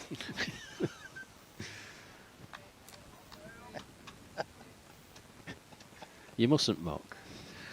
Well, you know, I can't say anything. My team didn't do that flash either this year. Finished mid-table, Liverpool. Oh yes, not to mention that. And before any listeners or people write in saying, oh, he's only on the bandwagon, the reason I barracked for Liverpool was they were the first ones to have an Australian there, Craig Johnston, back in the late 80s. And because I was coming to England in those days, they said, who do you barrack for? And I said, well, is there any Australians in the competition? They went, oh, Liverpool have got one. I went, I'm barracking for them. And I've been barracking for them ever since. Yeah, that's a nice shot by him. It was a full toss. Great shot. Just turned his wrist over. Sheer timing. Raced away. Beating Kim Rush at square leg. And even beat the Usain Bolt of WA Vets cricket in Mike Irwin as well. So, yeah, very good shot. Very well timed. Yes, I remember you talking about Craig Johnson when we were together in Perth. Good player he was. And that's the only reason. It's not I was on the bandwagon. That was before they had a bandwagon. They didn't even have a band in Liverpool in those days. Just a wagon pulled by 2 horses.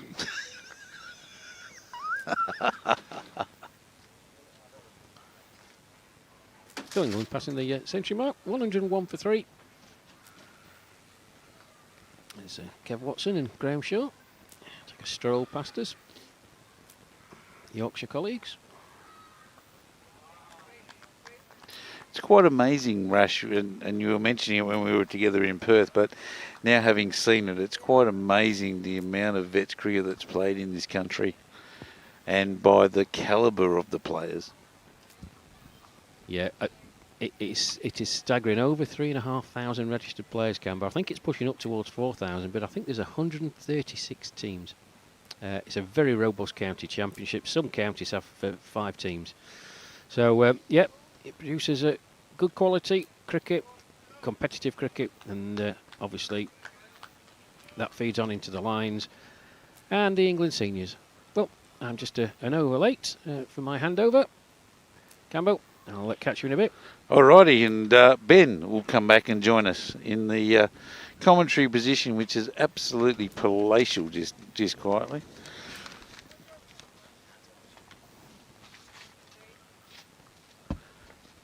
And here comes those dulcet tones from Telford. One of Telford's finest. I'll take that. No, you'd have to be one of Telford's finest, Ben, because no one else comes from Telford who admits to it.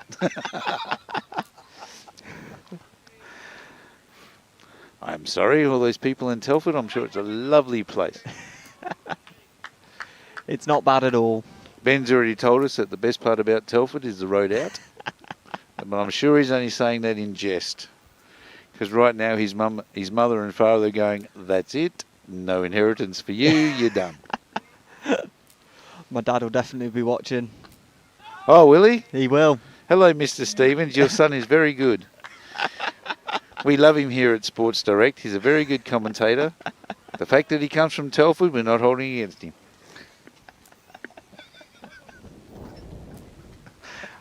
Oh, I'm sorry. Did we go over the line there? We probably did. Hey, we saw it. We saw the line and we went to it as Another great shot from Mark Ames. He just absolutely smoked that pass point for 4 runs. Oh, absolutely smoked it. England moved to 3 for 105. Tell you what, the Test team could have done with some of this. They could have some lovely shots being played here. They could learn something if the England Test team came down here. Yeah, they could.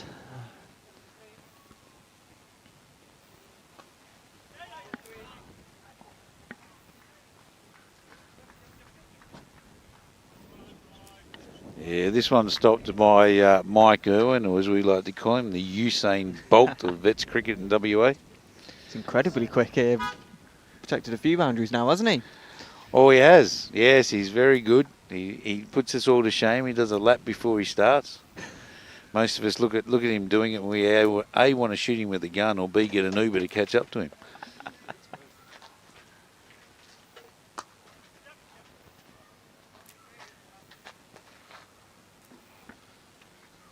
I tell you what though, Ben, the running between wickets by the England boys has been an absolute feature today. They've been taking singles where they shouldn't have been taking singles, but they have anyway.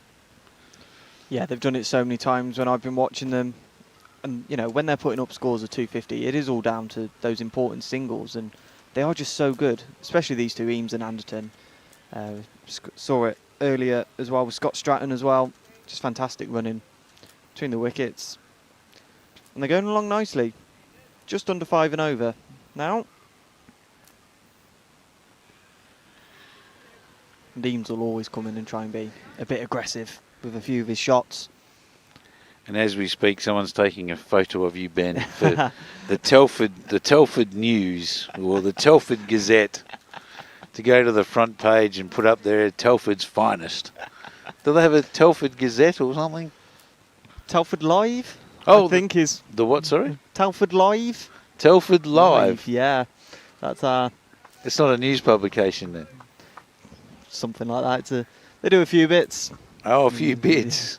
Yeah. So they need stories then. So we may as well boom this one up for as long as it's worth.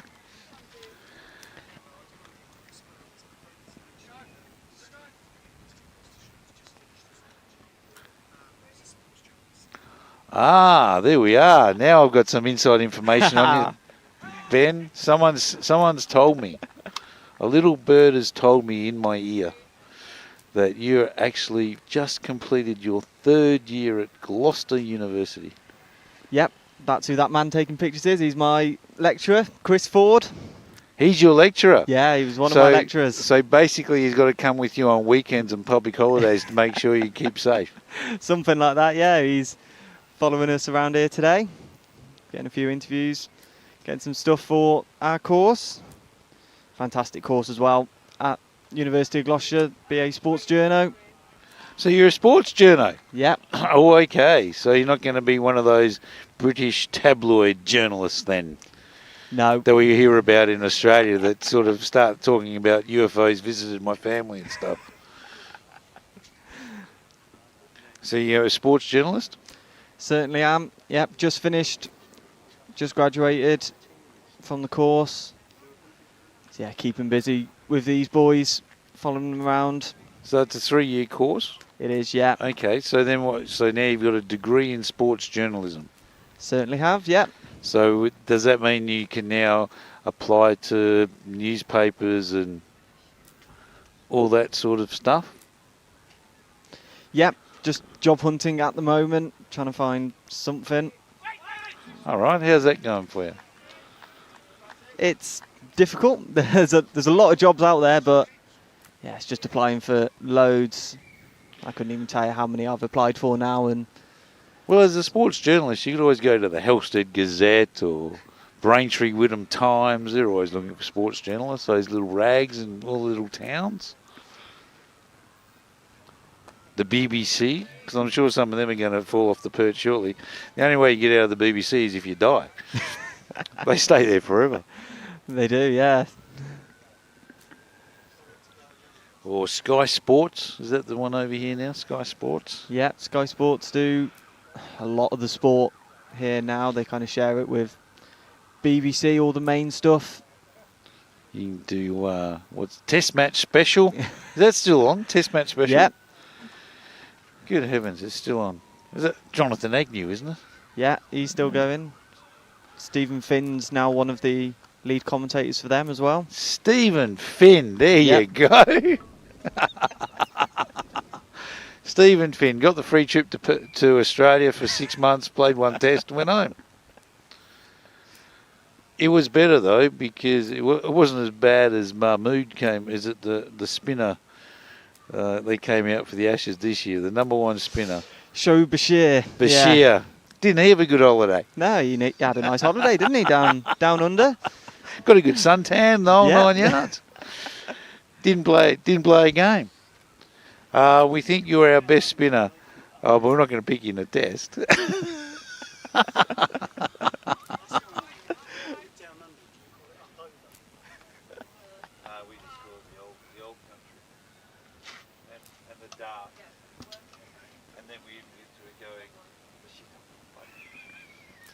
So yeah, no, Shoaib Bashir. I'm the number one spinner. I don't have a county. I've got to change counties, and I'm going to come to Australia and not play a game. But I had a good holiday and got paid for it. How good was that? He had the best job in the world. He certainly did, didn't he? Yeah. Turn up at wherever they had their little trouble on the when they had to have a holiday between the second and third test or whatever they did. Probably played a nice few rounds of golf as well while he was out there. Yeah, potentially. He had plenty of time. Yeah. Could have taken a biplane over the ground, but didn't do that. That must have been saved up for more of the hierarchy of England. Oh, dear me. I'm a guest in your country and I should be bashing it so hard, but it's just so much fun. It's easily as done as well, isn't it, when the Ashes series was that poor from an English perspective? Yes, it was quite interesting, to be fair. But, you know, we'd like to thank you in Perth, England, because you brought, as the first test of the Ashes, there was so much tourism and so much interest. The economy was boosted by 3 million. Oh, that's a great shot, just quietly. That is a fantastic shot from Mark Ames. That's another 4, just whipped away backward of square and rush. Well, got a couple of questions to answer now. Getting back to that story, we'd like to thank you for $3 million in tourism dollars. So, no, it was great, $3 million. Then you cost us $4 million because your team was crap and got beaten 2 days.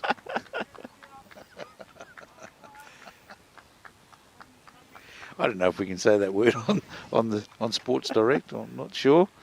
I haven't had anybody poke me in the back yet, so I should be okay. But yeah, no, it was great. $3 million in tourism dollars, and then we lost $4 million because it only went 2 days. Yeah, all change for the next one. New coach, new captain. We'll see what happens. Same result. Yeah. Actually, the next one could be quite interesting because Australia may be going through a rebuild with some of our stars ageing out, and because the only thing you can't beat in cricket is father time. It wins everything.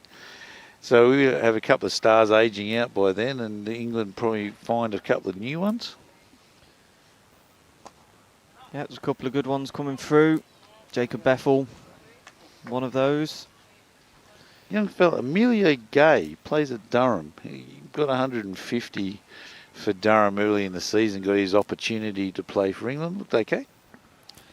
Yeah, it looked okay. He's obviously getting used to playing with Ben Duckett as well. There was a couple of run-outs where they shouldn't have happened at all. But, you know, a couple of 50s in there and looked good. Take him a bit of time, and hopefully by the time the Ashes come round, he'll be in fine form with Duckett and we'll have some strong opening batters. What for? You coming to Australia? You don't want those.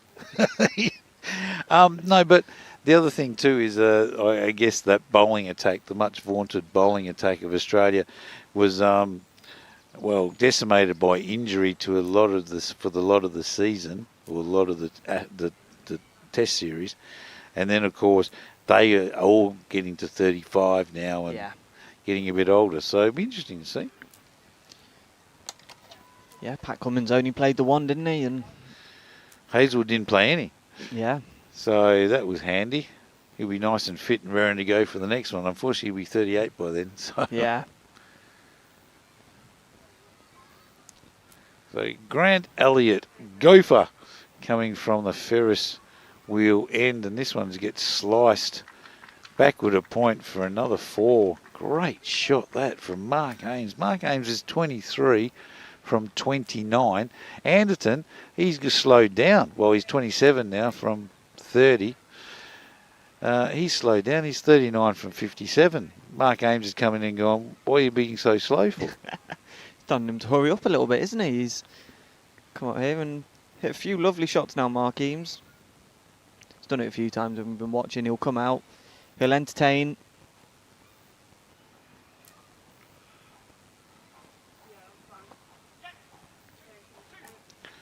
There's more runs back through third man or third person, and 2 more. So 3 for 122 now. That's after 25 overs. And, well, England starting to get on top here a little bit.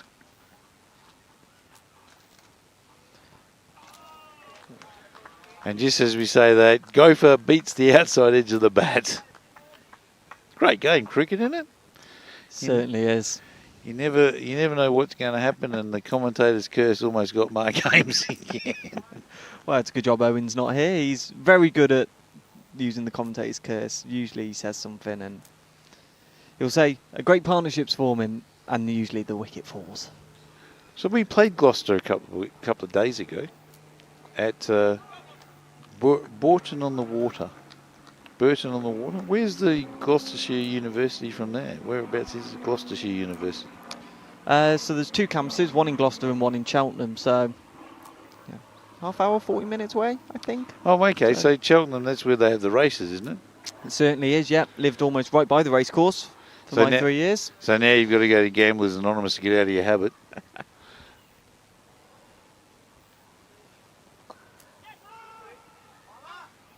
Oh, yes, no, and sent back. Probably a good idea too. Really coming in from square leg, and has a rocket arm with that left arm of his. Had to almost scramble back then, didn't he, Anderton?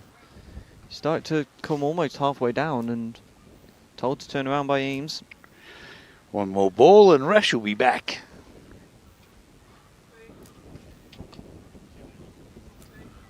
Right. It's another 4.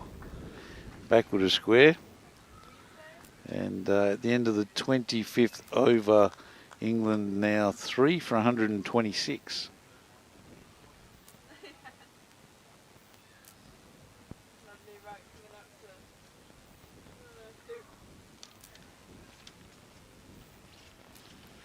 So I'm going to leave you now, Ben, you sports journalist graduate, you. And the next voice you hear will be Rash coming back into the commentary position.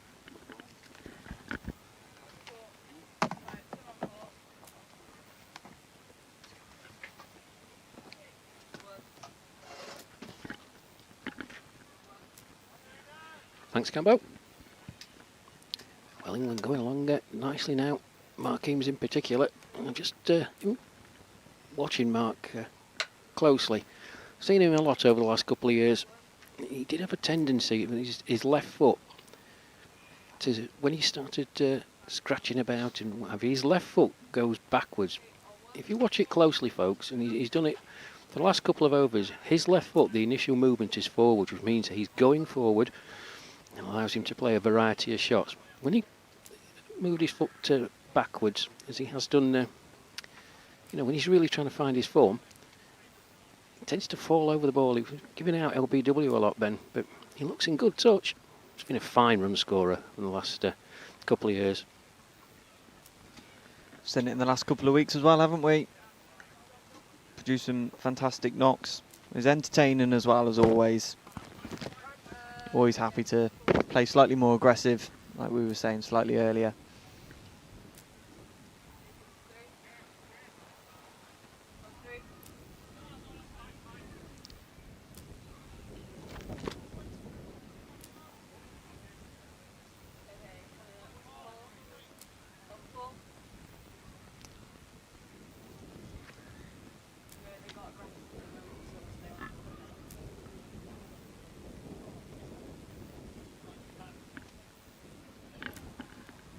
just seeing the Manhattan there. It's going steady away, really.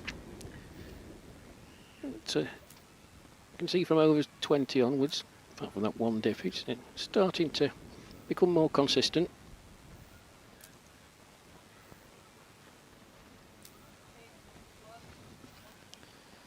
Yep, gone along nicely in the last few overs. That run rate's sitting just over 5 at the moment. 20 overs to go then, Rash. What are you thinking that the Lions will be looking for score-wise from here? Well, all things being equal, if you go along at this current run rate, they're looking at about 230, aren't they? Something like that. Wickets in hand and some very dangerous batters lurking in the pavilion.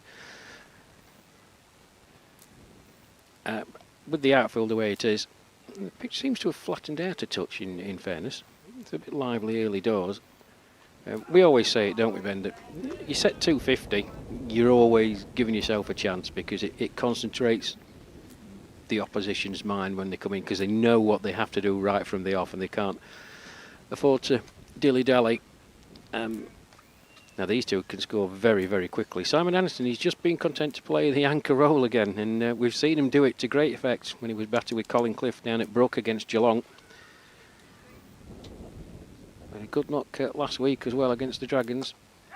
Oh, he's dropped caught. Oh. Second attempt. See it there, expansive drive. Oh, 2 attempts, but held on.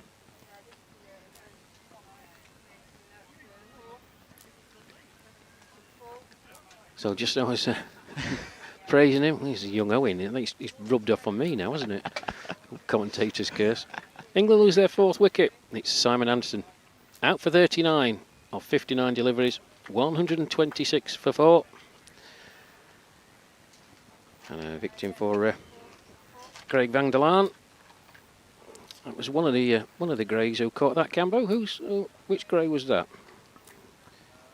It's not Darren.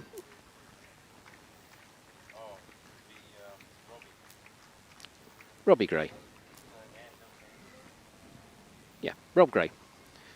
Did well. It came to him very quickly then, didn't he? He had 2 goes at it, sort of parried it up, goalkeeper style, and then had the presence of mind to recapture the ball, and it slotted into his hands. Yep, it's great awareness to almost get a hand up to it, almost just did take all the pace out of it, palmed it up in the air, and took a very nice catch. So another good wicket, and you feel come at an important time as well. With them, Anderton and Eames, like we said, we're going along very nicely and scoring well.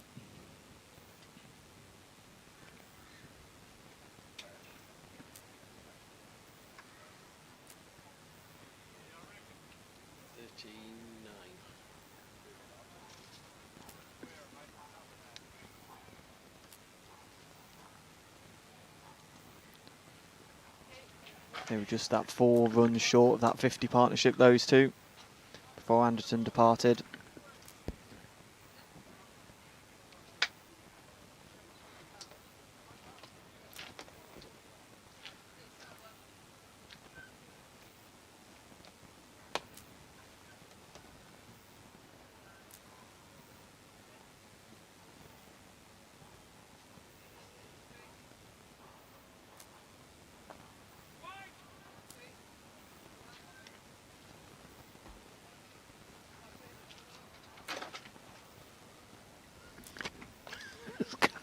Cambo demolishes the studio here.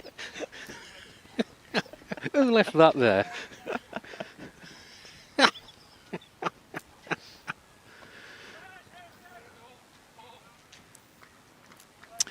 Well, Somerset's Andy Sapey, green helmet on. Ex-colleague of Mark Campbell's. I think he said it was 36 or 38 years ago he played cricket with him. Astonishing. He's off the mark. Small world, isn't it? It certainly is. I bet that's nice for you as well, when you can see people that maybe you haven't seen in a while and doing these games. And you always get to reconnect with people, and I'm sure you've always got great stories as well, haven't you? Well, it's the beauty of it. When we played Australia here, the Lions versus Australia, I don't know if it was Dougie Murphy. It was somebody that he hadn't seen for 30 odd years. I might be wrong. Doug, if you're listening, please correct me. But there were a couple of the Australian boys who were obviously had worked over here and studied and what have you. And long lost friends took the opportunity to come and visit. It was a very trying day here last year. Of course, it was so hot, much hotter than today, and all the equipment was melting, and the Wi-Fi went on the blink. It was all hell to pay. It was a hell of a game between the Lions and Australia.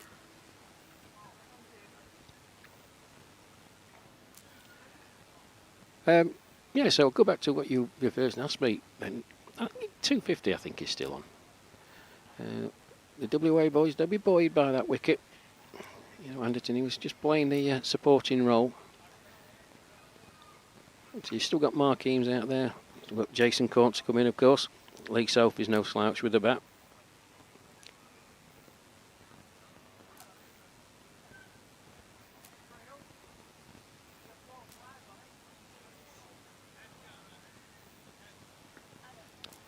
So, big conflap going on. Certainly is, making a lot of changes into the field here. Very, very interesting. You've got looks fine leg, and you've got it's a deep backward square leg, but he's on the 45. Backward point and orthodox point. Asapi nicely played out into the offside. I'm not. Oh, it's the fielder walking off. That's why. He was stood on the boundary edge. He's just making his way off the field. Substitution. So that, yeah, that looks more like it. Orthodox field. Kim Rush just being moved round for the left-hander. Going to mid-wicket. He's fielding at point for the right-hander and mid-wicket for the left-hander. Which prompts Mike Irwin to move to his right. Deep mid-wicket boundary.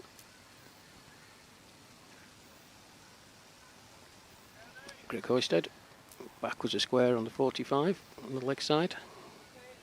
Shot by Eames. Shot. Picks the gap perfectly between those two.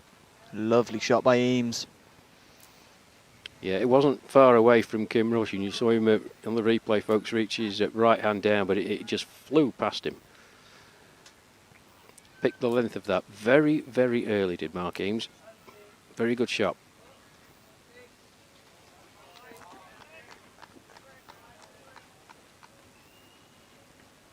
And a good reply from Pound that time. Nice delivery.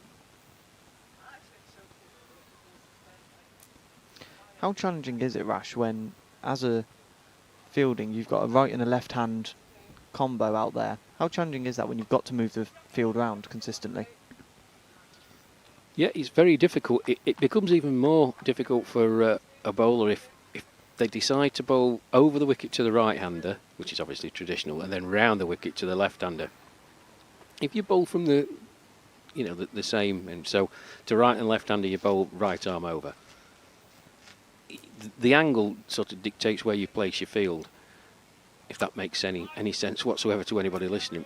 It is difficult because you're adjusting your lines and your lengths because the things are different, obviously, with right and left-handed batsmen.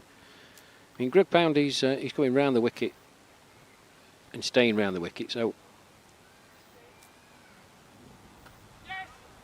I fancy he's just going to try and bowl as nice bit of fielding and good running. He's going to try and bowl as straight as he can. He's got an orthodox feel for both right and left-handers. None of this people running 30, 40 yards. And there's nothing more infuriating for a spectator than you're watching. And the left-hander dinks it for a single, and then you wait about 10 minutes for the field to change, and then the right-hander dinks it for a single, and you waltz him back again. So it's just minor adjustments that Gary Green's asking his fielders to do. I fancy he's just saying to Greg, just well, as straight as you can. Okay, if the workers, the workers. But I don't care who you were fielding, you weren't stopping that boundary from Mark Eames. Anyway, 134 for 4, 27 gone. Mark Eames going along quite nicely now. 38 off 39. Andy Sapie's 3 from the 5 deliveries that he's faced.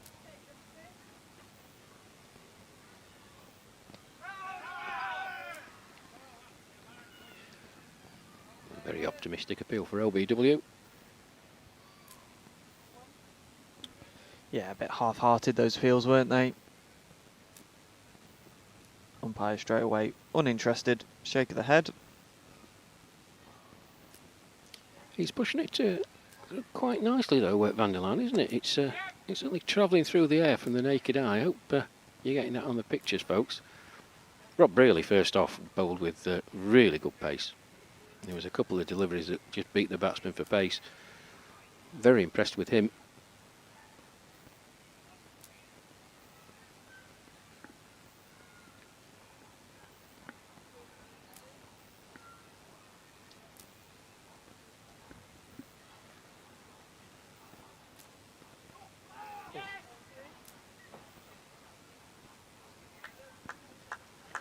Well, maybe the pitch isn't flattening out. That was pitched halfway down, and Mark Eames was rocking about to absolutely smack it into the yew tree by the river, and it just died.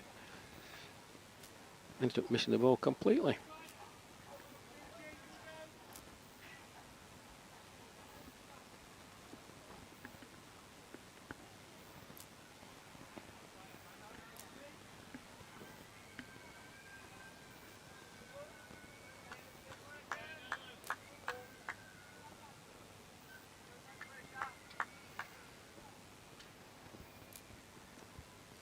It's another good competitive match for the Lions, Ben, as they are continuing in their development.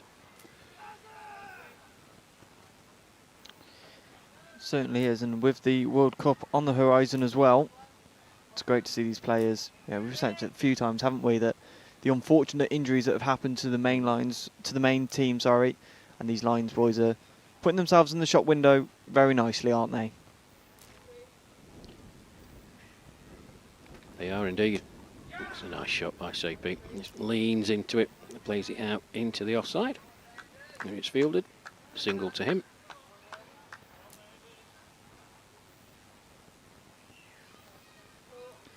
End of the 28th over then. 137 for 4. Eames 38 off 40 deliveries. Sapie 5 off 10. 17 overs to go then.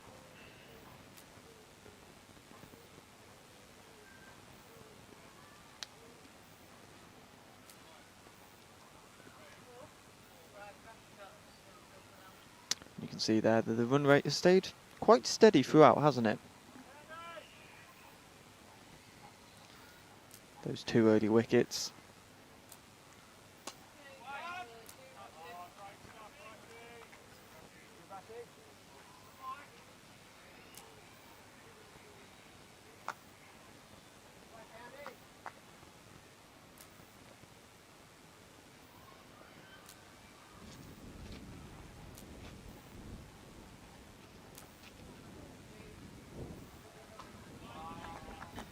When you were there last week, Ben, watching the Lions play the Dragons,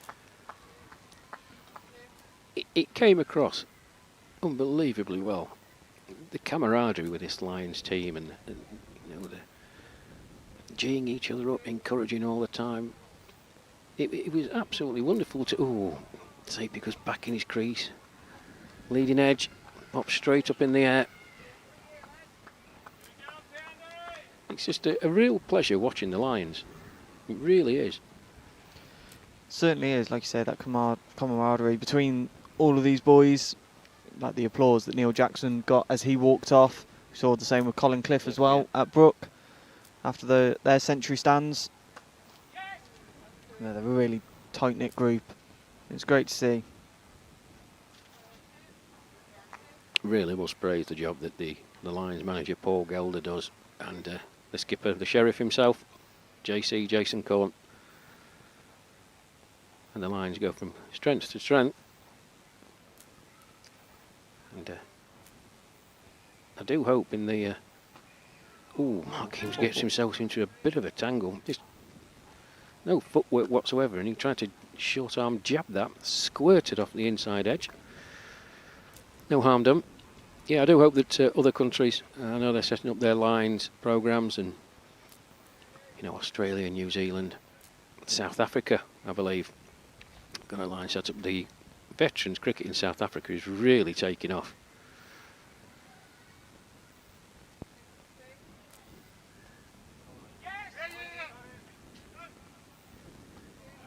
So in the near future, let's hope we get some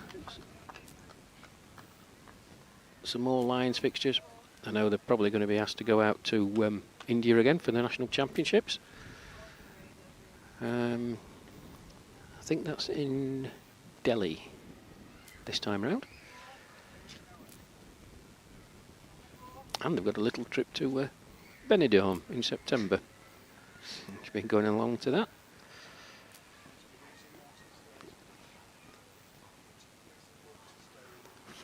"40 degrees in Malta today," Ivor's telling me. Oh, Mr. Bradley's hair will get even more frizzier. He'll be straight on comments now. He won't have watch my phone. Good old Mr. B. Keeping a watchful eye on things from his little perch in Malta. Well, that's beating everything.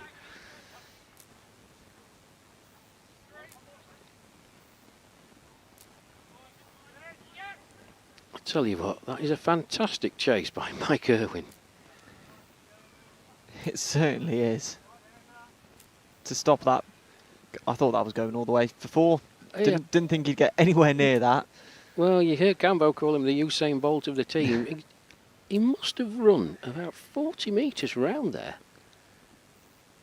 What a great effort. Well done, sir.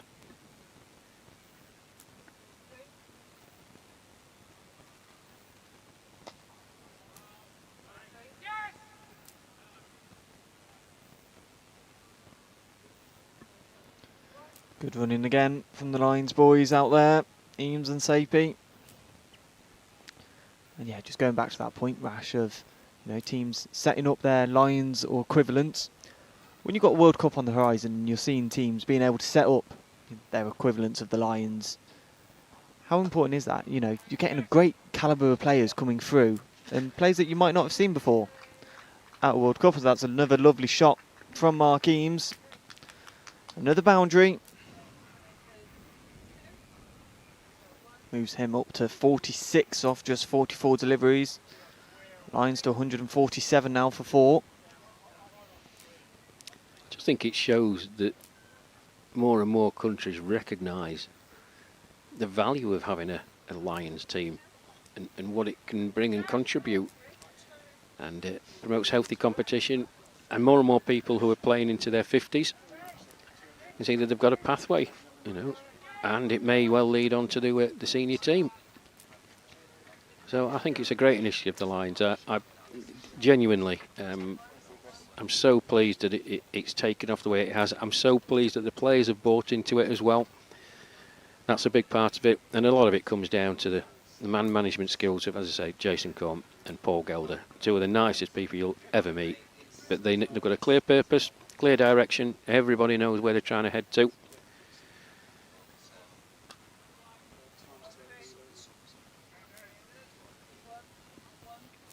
So the 150 is up for England. And the run rate just ticks over the 5 runs per over mark, 5.03. Oh, it's cool. Great catch. Return catch. Sharp chance. Have a look on the replay. Sapie hit that right out the screws. Oh, you made it look very, very easy. Indeed, Craig van der Laan. Well, Sapie goes for 7. Caught and bowled by Craig van der Laan. England lose their 5th wicket. 150 for 5. As Ben takes his leave at the 30 over point, Mark Campbell will make his way back into the commentary area.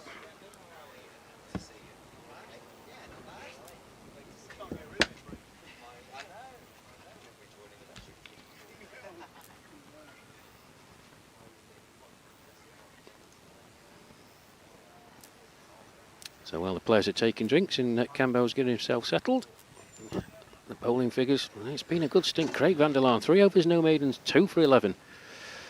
The gopher, Grant Elliott, 2 overs, no maidens, no wicket for 12.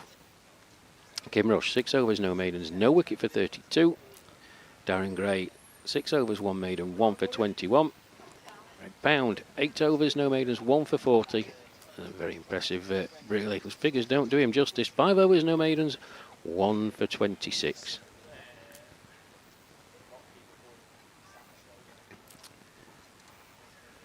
So there you go. Graham Shaw, Steve Small, the first man out, going back to a delivery that didn't get particularly high. He was clean bowled. Graham Shaw, LBW, off the bowling of Brearley. And then Scott Stratton. He was looking in good nick. Came down the pitch to a Darren Gray delivery, missed it completely. May have turned a touch. Well taken by Graham Tyso. Whipped the bails off. He was out stumped. And then Simon Anderton. Caught by Craig van der Laan off the bowling of Darren Gray. And you've just seen the 5th and final wicket. Andy Sapie, very, very sharp return chance. Pouched by Craig van der Laan. We say good afternoon, Mark Campbell. Yeah, well, Rash, you got back just in time. We got another wicket, 5 for 150. It was a great return catch by the Golden Bee, we're going to call him, because I'm sure I can't say that word on the broadcast. But anyway, Not again. No. Vanders, the Golden Bee, we call him. A little squirrel scooting across the field. Yeah. There we go, just nipping through the side screens. Sorry, Right. Mark, go, you carry on. Well, no, I was just going to say it's great that the flora and fauna of Stratford-upon-Avon have come out to see us. And wonderful setup here. And, well, Western Australia needed that. They're now England's still going at 5 runs and over, but 15 overs remaining, 5 for 150. And as we say, Mark Ames is still there. He's on 46 from 45, and Lee Self's just come in, and Selfie can bat as well, because we saw that in Perth a couple of years ago. Yeah, he's a very underrated batter, is Lee. I'm so pleased for him. He had a bit of a torrid time down under in that tour for various reasons, but he came back as leading wicket taker in the India over 60 championship that the Lions travelled to in Chennai early part of this year. I think 15 wickets, bowled really well. He's come back, all guns are blazing, and it's good. That's what you want to see for these players who go through adversity and they come back, can bowl, and he's a prime example of that. Well, absolutely, and we just replaced young Ben, and a third-year graduate from a sports journalist course, and now he's got to go, not only put in for jobs, he's also got to go to Gamblers Anonymous because he was in Cheltenham. So it's either that or he loves hay in the morning. He's a good lad, Ben. We're very good here. The students do an unbelievably good job. Their tutor, one of the tutors, Chris, is here. So we resume after drinks. Nazim just tucks that round the corner, straight to Rush at square leg, and there's no run. That must be one of his favourite shots because he plays it very often and very well, that one just around the corner. He does. I was mentioning, Camber, while you were taking your break, I'll just break off. When Mark Eames is in good fettle, it's his left foot. When he's struggling or he's scratching about, his left foot, his first movement is back. I've been watching him today. Invariably, he's seen it really well early doors. His first movement with his left foot is forward. So it tells me that, yeah, he's happy, he's confident out there. But he does play a lot through the leg side, Mark Eames. One of his favourite areas is backwards of point, though. He's a very, very good cutter of the ball.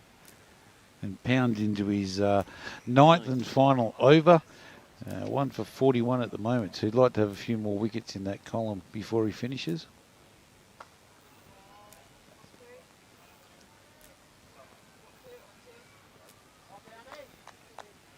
Yeah, he's bowled a pretty good line and a pretty good length, I've got to say. He's a bit unlucky.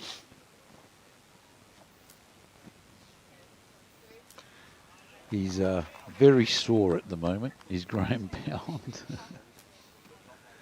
He's a vice captain in this game to Gary Green, and then in other games when Gary doesn't play, he's the captain. So had a bit of a big workload, obviously leading up to this game, and then maybe you'll take a rest. Goodness me. Well, slightly similar to the delivery in a previous over that Mark Eames looked at and completely missed. That ball is just reared up off a length. Lee South, he had absolutely no idea. It's gone for byes. Well, it never says in the book how, it just says how many. So another 4 to the total, so moving up 5 for 155 now.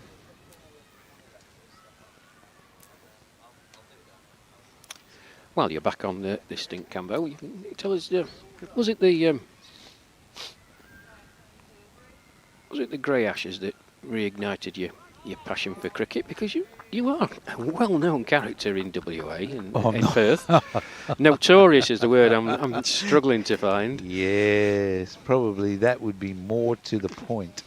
Not really. I was still playing club cricket, but I hadn't played vets cricket because I had a bad introduction to it, and I didn't really want to play it and all that sort of stuff. And I'd rather play open age cricket because you can be captain and teach young blokes how to play. And of course, I was coaching the clubs that I was playing at as well. So you sort of tend to play. I was more interested in playing that type of cricket. And then, of course, I did the Grey Ashes with yourself through Shane Boyle, and then from there I did the over 40s carnival in Perth, and I saw all these guys that were playing over 40s cricket, and had to go through. Oh, sorry, as Vanders comes in.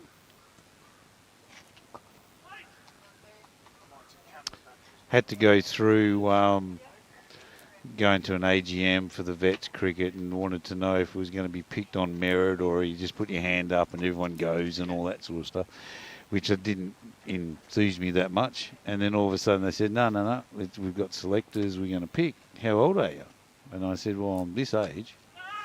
And they said, oh, good. Do you want to play? You can play this game if you want to, because they're short. So I played a couple of games at the end of that season in the over 60s cricket, and then all of a sudden we started training in May, and I was netting in June and July, which I hadn't done for 20 years since I played district cricket, and was lucky enough to get selected to play the state championships at Wollongong. So sort of then it obviously increased the passion for it, and went, let's have a crack at this. And I'll still play club cricket, but I love the guys in this age group, because you can talk cricket to them, actually get it.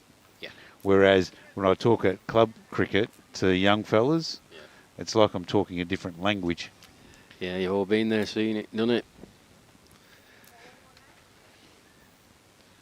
And to be fair, the standard is not what I expected either. And the workload, the amount of games we play, also not what I expected. So it was a bit of an eye-opener in my first year. I think it's a bit of an eye-opener to a lot of people, Cambo, that they think over 60s cricket is dibbly-dobbly. Well, I can tell you, there'll be most club cricketers who would be petrified of facing Rob Braley of that spell, because that was quick. That was quick. Even for veterans cricket, that was quick. You just saw where Graham Tyser was taking the balls. He was taking them up chest high. And it's the athleticism that you show. Yeah, the body can't do what it could do 40 years previously, but it's all the knowledge and skill, and they find ways to adapt. Batting doesn't really leave you. It's the bowling and the fielding, and these boys, they're a credit. All the veterans, teams all around the world, they deserve a lot of credit and a lot of praise for still having the enthusiasm, the endeavour, the heart and desire to play. And this is top quality cricket, folks. It really is. Oh, absolutely. And by the very nature of the players continuing to play at this age means that they still are competitive, and they still are skillful enough to do it. And that's the thing that surprised me, was because I was in that boat. over 60s cricket, just doobly dobblers, belt them around. I've been playing club cricket. I won't need to worry about it. But all of a sudden, when you play at this level, they have the experience, they know all the tricks, and they just give you nothing. It's just line and length all the time. And you've got to, as a batter, you've got to make up where you're going to get your runs from. And that's the challenge. It is. Well, change at the Ferris wheel end. The unmistakable figure. Yep. Greg Hoisted, Victorian in the team. And he's actually been quite good, you know, for a Victorian, Greg Hoisted. No, he has. He's getting stuck in with all the boys and, you know, mixing in well. And we thought we'd have to speak a different language and have an interpreter and the whole 9 yards, but no, it's been quite good. Is he toilet trained? Those were the views of Rash, not of this other commentary team. Well, he's pushing for 2 mark Eames. And he gets it. Good running. Yeah, set his intention out very quickly. As I said, it's one of his favourite areas. Backwards of point and a fine half century for him as well. Off an even 50. Oh, fantastic batting from Mark Eames. And the feature, we were talking to Ben earlier, Rash, is the running between wickets is an absolute feature of this team. Yeah, they've worked on it. They learned from Australia. Excellent exponents of it. Teaching you again. Yep, teaching us, and we're getting better at it. 50 off an even 50 then for Mark Eames with 7 boundaries. Oh, that one's not got up at all. Racing away. Going to go for 4. 4 buys. Yes, and when the other gazelle of WA Vets cricket, Kim Haddleton, can't get to that one, you know it's gone a fair way and gone quickly. Yeah, he set off at a rapid rate in Oxford, did Haddleton, but he was no chance on this outfield. Lightning quick. But of old, it didn't get up at all, Cambo. I mean, 32 overs in, you think the pitch would flatten out a bit, but, you know, we saw Mark Eames a couple of overs ago trying to short arm jab one that reared off a length. Lee Salford, he did the same. So, pitch is still holding the batter's interest. But Mark Eames is looking good, looking well set. So you would know this better than anybody, Rash. With the boys playing in the Masters cricket, so in the counties and all that sort of stuff, do they still play club cricket? Or do they just concentrate on vets cricket? No, a lot of them are still playing. A lot of them are still playing first team. Believe it or not, they're turning out on Saturdays. In fact, Steve Aston, the England stumper, he unfortunately broke his arm playing for his Saturday team, so he can't go to the World Cup. His place taken by Nottinghamshire's Colin Cliff. Yeah, a lot of them still play really good. Because my brother said when we were coming over on the tour, he said, you guys are going to get smashed. You blokes are going to get smashed because all the English blokes keep playing. And I said, well, so do we. We're no slouches. They are the county Andy Sapie there just laughing at me. He hasn't seen this side of me. Yeah, the county championship is a really robust competition here. And a lot of counties have 4 and 5 teams, but it's a grind. It really is a grind, and there are some very, very good players, talented players, and it tests your mettle week in, week out. Especially playing at that club level, because I know from personal experience the club competitions are still very strong over here, so it would make a big difference. Well, it comes back to the desire to play. I mean, these guys are playing on a Tuesday in the county championship. We've got a new regional over 65 competition, which is actually taking place today, the 4th round of it. So, good luck to everybody involved. That's taking off. Well, that's another thing we've copied off you guys from down under. So basically, what you're saying is, in 30 years, you might win the Ashes because you'll copy that off us as well. But it'll take 30 years to get down to that level. 25 years. Yeah. But it's the robust nature of it, and of course the 70s has just taken off. The World Cup was here last year, and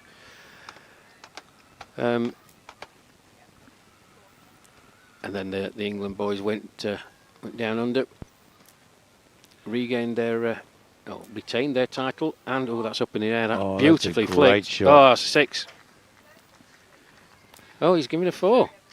Oh no, No, he's he's changing it it. over. It's a 6 umps.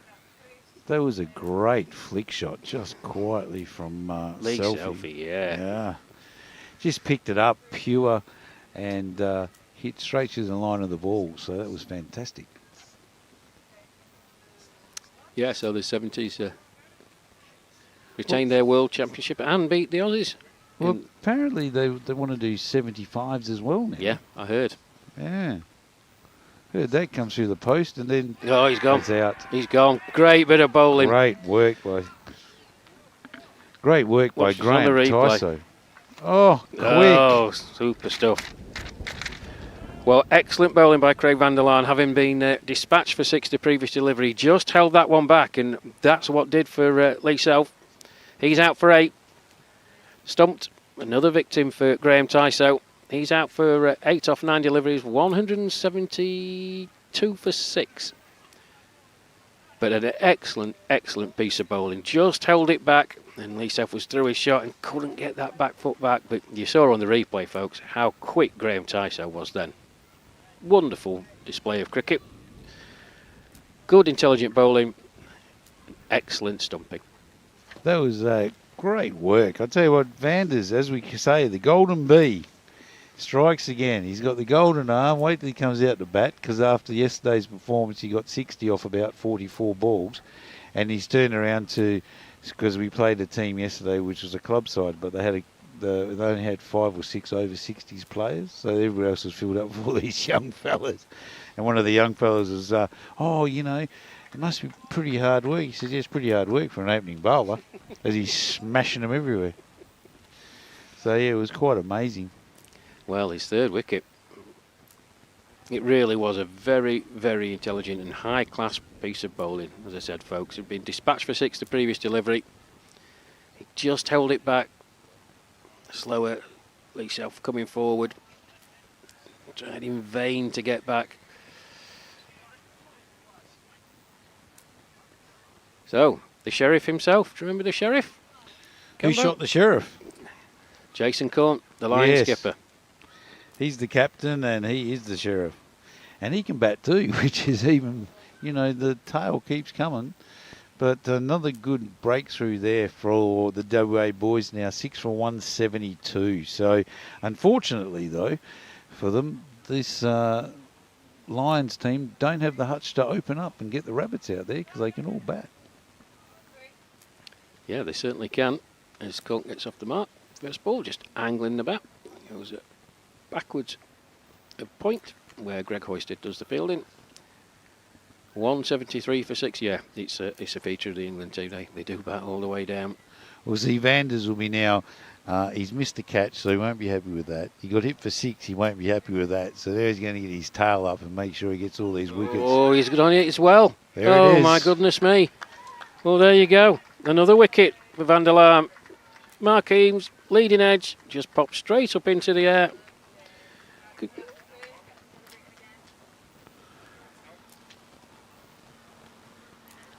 Well, I had no 7 idea down. where that was in my ear, but anyhow, there we go. 7 down, and it's the dangerous Mark Eames. He's out for 52. Caught and bowled. Another victim for Craig van der Laan. 4 for him. Well, 2 wickets in the over and a 6. Eventful to say the least. And it's Mark Eames who has to depart. Just trying to turn it into the leg side, leading edge. It pops straight up in the air, and the simplest of catches. And Vanders 4 for 22 off 4.5. The golden bee strikes again. Well, interesting times. Still got, after this over, we've still got 11 to go. It's imperative that England do bat out their overs. That's going to be the key now, because England want to keep the momentum going, but now being 7 wickets down, they want to keep the momentum, but then they've also got to make sure they don't take any risk. So it's going to be a bit difficult, a bit of a balancing act for the rest of the batters now. It is, and Nottinghamshire's Ian Wood, also 2 Notts players out there. Oh, that can't be bad. they could have the Sheriff and Prince John. I'm I was sorry. say the Sheriff and Maid Marian or something like that. No, she was with Robin Hood. That was she. Yeah, the Sheriff wanted her, but she loved Robin Hood better. Oh, right. And why wouldn't you in green tights? Let's be honest.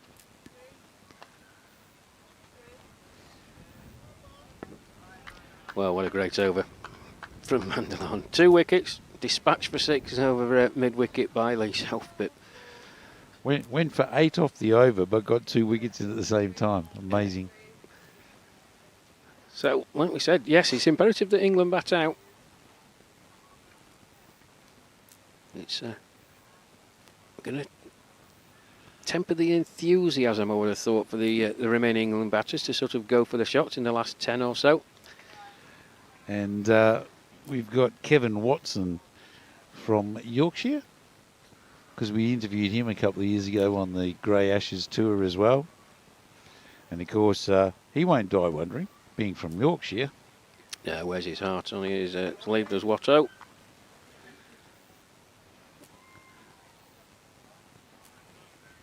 And then Andrew Davies, the stumper. He can certainly bat as well. But as I said, it's imperative. 11 overs to go. England must see their overs out. And try and edge over the 200 mark, I would say, Cambo.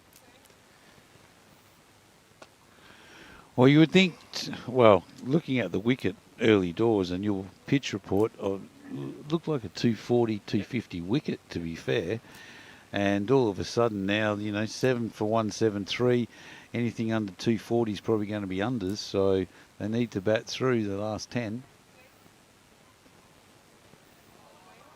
Yeah, it was probably a couple of self-inflicted dismissals. Can we put it that way? I think Scott Stratton was unlucky. He got one that genuinely it has to have turned, because there's no way a player like him plays down the wrong line.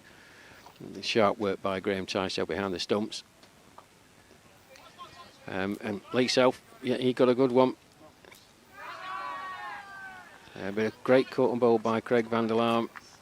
That seemed to be across the line, that one, because it was a leading edge. So it seems to be, looking at it side on here, Rash, the wicket from the Ferris wheel end looks a little bit up and down, to be fair. Yeah, agree 100%. We've seen it right from the commencement of the innings, when Rob Brearley got that one to Graham Shaw that absolutely flew off a length. It wasn't banged in short, it reared up off a length, and Graham actually took it just in front of his throat.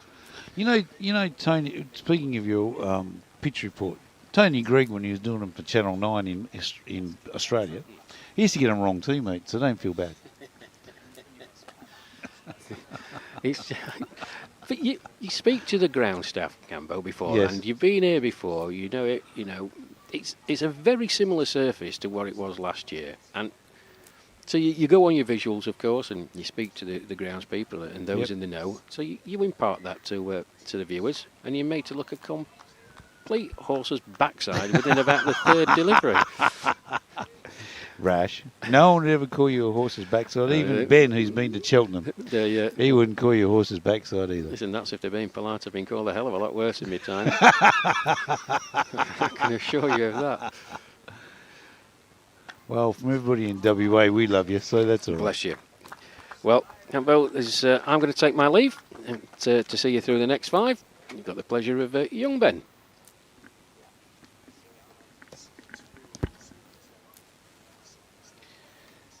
So the Lions, 7 for 174 off 35 overs. Not our batsman Woodall on 0 off 4 balls. Jason Cornt on 2 off 4 balls as well. 10 overs remaining. Run rate 4.97. As Ben has fixed his employment problem, has fixed his gambling problem, and has come back and joined us. How are you, Benny? I'm doing very well. I'm loving this weather. It's great, isn't it? It is it's a little lovely. bit cool for my liking, but no, it's great. No, pretty perfect for us. It's been too hot at times, so this is a pretty nice day out and a great game of cricket to go along with it. Incredibly competitive, isn't it? And incredibly close. It is, and it's a nice gentle breeze as well, just to keep the players a bit cooler. And no, we've been very happy with the weather. I did arrive on the 13th of July, as I say, and my immediate call was to my brother in Durham because he'd been complaining about how hot it was, and I said, mate, you've been lying to me, it's not that hot. And we've just had confirmation the Toot Cup is an over 40s T20 competition. The Sunshine Coast matches are 60s games and 40 overs. Cheers, TP. Thanks, TP. And I'm taking no credit for that because Rash made the statement and now we've been proven wrong again. In a word. So, Craig Vanderland's continuing from the pavilion end. It's 4 for 23 off 5.3 overs. Benny, what did you think of that last over when it was hit for a 6, hit for a couple of singles, then got 2 wickets as well in the same over? I think you'd be incredibly pleased with that. I know the 6 was a fantastic shot, wasn't it? But 2 wickets like that, can't complain really. He's been the pick of the bunch so far. Incredibly impressed with how he's bowled today. And that was just the ball was fielded there by our super sub, our super fielder in Kimbo Haddleton, and Kimbo is the super sub. He is an unbelievable fielder for Vets cricket in WA.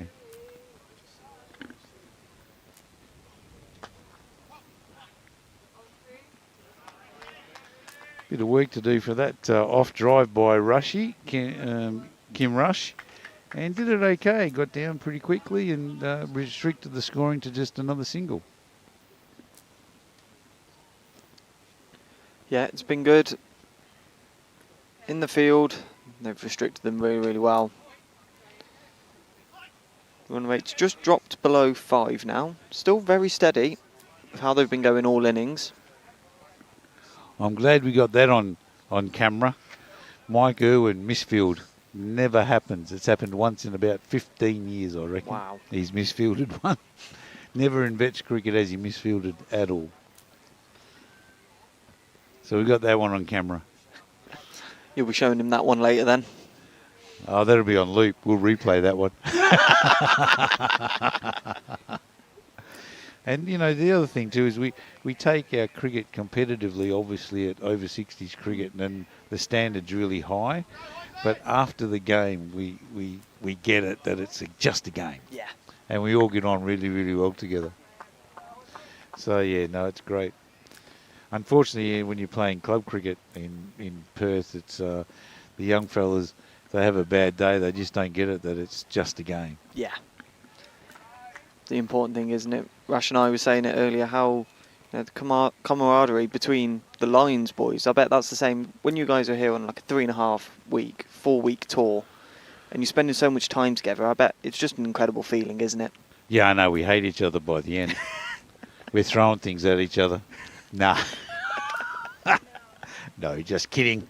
No, we all get on, and you know, I think the tour selectors have a lot to do with that because they pick players with not only ability but character and personality as well. Yeah. So that's important. Oh dear me! I think that might have ended up in the Shakespeare Theatre if you got connected with that. Woodall absolutely opened up his shoulders to whack it into the Shakespeare Theatre. I've been told that's a Shakespeare Theatre, so that's another landmark here at Stratford-upon-Avon. I tell you what, if I see a man with tights and a ruffled collar, I'll know who it is. Oh, there's hundreds of them. Oh, dear. Oh, really? Oh, dear. What's your job? Well, I'm William Shakespeare at Stratford-upon-Avon. Oh, what do you do? Oh, I wear tights and a ruffled collar. There you go. That could be... Oh, it's in the air over the top of cover and out to deep cover for a single. Could you imagine that, Ben? See, if you can't get a job as a sports journalist, you could always get a job as William Shakespeare wearing tights and a ruffled collar. There's a backup career if I need it. Yeah, no, I just want to know what the next step would be. What, as you play William Shakespeare with tights and a ruffled collar, what, you would graduate to Henry VIII being a fat bloke? Fat old bloke. Very, That'd be very different career path. That'd be a very different career path, wouldn't it? That is, I was just thinking about that out loud. The William Shakespeare graduate to Henry VIII. That'd be interesting. To all the William Shakespeares out there, congratulations on your job description, and of course your costume.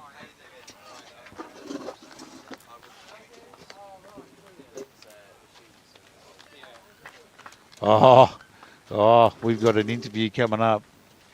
We have the man, the myth, the absolute legend. Cheers, Brandon.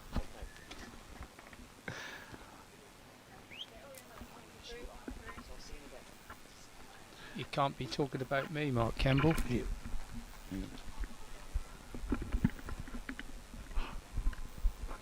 I'm still showing you shit, showing you stuff. What's going on, mate? Hello, Mark Campbell. Nice to see you after 30 years. 36, mate. 36 36. Sorry, Ben. Andy, we've got Andy Sapie in our commentary position, and Andy and I played for Helsted in Essex in 1990 together for the whole season. And I was so happy when I saw his name listed, and I've gone, oh, that'd be great. I wonder if he's going to play. And then he rocked up, and it was just the same as always. It was fantastic. Great to see you again, Mark. And looking as well as ever. Oh, yeah. Hey, not as good as you, Body, let me tell you. You've always been the Body beautiful. Yeah, very, very kind. Very, very kind. Oh, dear. So how are you enjoying the tour? Mate, it's fantastic. You know I love England anyway, but no, it's been fantastic. And I've since 1990 been back twice, and this is my third time back. But first time I've done an international tour, so it's been fantastic. And they tell me you're going back to our old stomping ground, Helsted, later in the week. Yes, got a daughter. It's your fault. You wouldn't come back. You'd go off to Colchester after every game, so I had to do something. You know, met a girl in Helsted, and that was it basically. Yeah. So my daughter still lives there. So you got 2 grandchildren there as well now. Great stuff. So going back, hopefully catch up with a few of the boys. Yeah, good set of lads, Helsted, back in those days. So where are you now? Now I'm based in Taunton now, in Somerset. So I've been there for Somerset. about 25 plus years. It's my new adopted county. Really? Dumped Essex. You've dumped Essex Yeah. for Somerset. Yeah. Well, I don't think you've actually gone up. They don't have any shows in Somerset like, you know, what's that? What was that? One of those shows, Living Essex or something.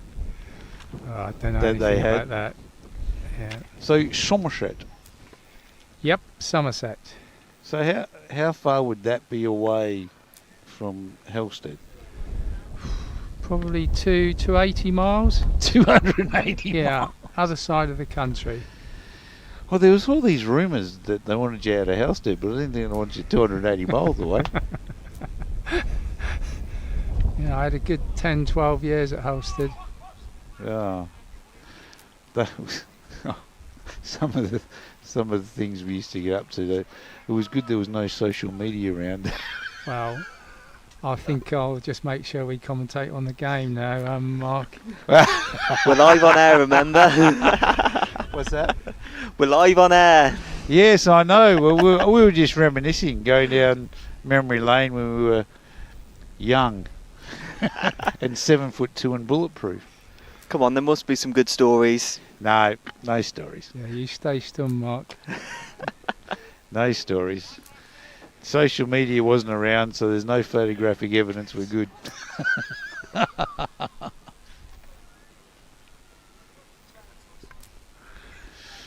Oh dear, mate. It's fantastic. We're at Stratford-upon-Avon, 7th 191 off 37.4 overs. And Sapes, what was the wicket like when you're out there batting? It stops a little bit. I think the Aussies have bowled pretty steadily. Good length and line. Very few half volleys. So we probably think par score around about 220. So if you said at the start of the day we'll give you T20, you would have taken that? Not at the start of the day. I think the skipper has probably got higher ambitions than that. So Yeah. he's probably looking at the track. We'd have probably thought 250 to 280 would be a par score. Yeah, it looked like it was good covering of grass and a bit of bounce early on, so it looked like a 240, 250 pitch, really. But 7 for 192 off 38. Now, the issue that you have is that you want to accelerate through because there's only 7 overs left, but no wickets in hand. Yeah, well, these two guys can do it. And Kevin Watson, Watto's to come in after this, and he can bat. We saw that Yes, a couple of years ago in the Grey Ashes. yes. I'm still pretty new to this, so getting used to faces and names. So this is my second game. Thoroughly enjoying it, but That's fantastic. obviously getting used to names I've seen on paper for a couple of seasons and more in the 50s. So you played the vets cricket from 50s onwards, Sapes? I retired lucky enough to retire at about 55 from work, so sort of started playing at that age and haven't looked back. So do you play in the county setup for Somerset? Yes, yeah. So probably listeners are aware that our county setup is on a Tuesday. So most of these players playing today would have played for their counties on Tuesday. And for those of us who are not sure of that setup, what are the overs? Is it 45 over games? Yeah, generally 45, but we've had some Australian weather just recently, so it's been a few reduced to 40 overs, and indeed we've had a few games called off because of heat, which is quite unusual for the UK. So what was what's the heat number as Brearley's back into the attack again?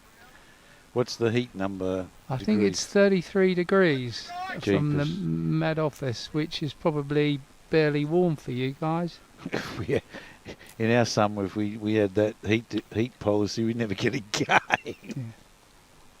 We do have a heat policy now, but it's 37 or 38 or 40, so depending on where you're playing, which Yeah. competition.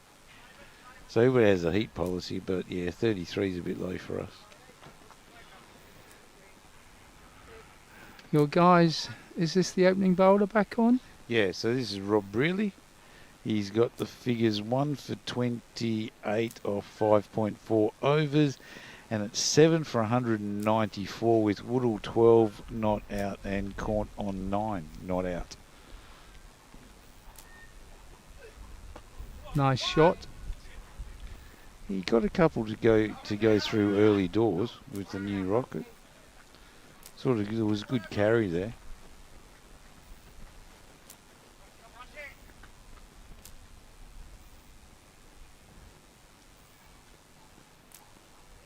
So you got volunteered to come into the commentary spot, Sapes? I volunteered myself. Oh, did ya? Not short of a word or two, and I thought behaved myself the first game, so they kind of encouraged me to come over. I think these guys do a fantastic job, so it's good that we can all support them and help them in their studies and add a bit of colour to commentary, hopefully. So end of the 39th over, 7 for 195. So what are you doing with yourself now apart from playing cricket, now that you're retired? Yeah, into a bit of pickleball, a bit of golf, grandchildren, so you know how it is. Yeah. So actually very fortunate to have a body that can still do a few things in retirement. That would never have been an issue, I wouldn't have thought. Of all the blokes that I would have thought would have a fulfilled full retirement time, it would have been you, Sapes. Very kind. How old are your grandchildren now? 10 and 2. Oh, okay, brand new. Yes, yeah, well, one is brand new. Oh, mate, that's fantastic. Anyway, who's bowling now, Mark? This is Craig Vanderland from the Pavilion end. He's 4 for 34, got 2 wickets in an over, got hit for a 6 and 2 singles, all in the same over. So it was a good, interesting over. Yeah. This is the 40th over now, so only 5 overs left. Yeah, he seems to be bowling a full length, which hopefully our guys will launch into shortly. Lovely shot. Oh, great work. Your fielding's been pretty good. Yeah, well, we've got a big squad on tour. So, you know, everybody's been looking after themselves and having plenty of rest days and if needed and stuff like that. So it helps. But I think the fielding and the running between wickets at this level is probably the key to the game, really. Yeah, definitely. I guess everybody you can all still bat if you're still playing cricket at this level. You've still got a technique to bat. The bowling probably gets a little bit slower with age and shoulders and things like that. But if you can maintain the running between the wickets and the fielding, that sort of gives you the edge, I think. Yeah, I still play club cricket on a Saturday, and I think the key difference is the accuracy of the bowling and the guile and the experience of these guys that play senior cricket is well used and makes it an equally tough challenge to Saturday. So on Saturdays you do get a bit of more pace and the youngsters come in and try and knock your head off, but they usually sprout about a little bit as well. Whereas these wily old foxes or us, you know, we're a bit like the last wicket. He'd been hit for 6 from a full delivery and a really good slower delivery that absolutely caught our batsmen out all ends up. Yeah, I still play club cricket as well, and that's the thing you notice. They want to try and knock your head off because they think you're old. But it gives you the chance to free your arms as well. Yes. Nice shot. Just another single, just knocked down to mid-off. 7 for 198. And I'm going to leave you, and Rash will... Oh, no. Rash isn't here. He's having a coffee, or could be having a Bex and a lay down, or could be taking some phone calls about the Australian bloke doing the commentating. Probably is, Mark. So 7 for 198 off 40 overs here at Stratford-upon-Avon. Woodall is 15 not out off 21. Jason Cornt 10 not out off 17. And Brewley is going to take up the attack. He's got 3 overs left and has the figures of 1 for 29, maximum 9 overs per bowler. And we're in the 40th over, so 5 overs to go, 30 balls. 30 balls left in the innings, 198, so you would think 240 maybe on the card shapes. Yes. Yeah, 5 overs, 5 8s are 40. Yeah, eminently doable. And one person that may have a big say in that is Rob Brearley, the opening bowler for the WA Dewgites. He's bowled 1 for 29 off 6, but he's bowled a bit better than that.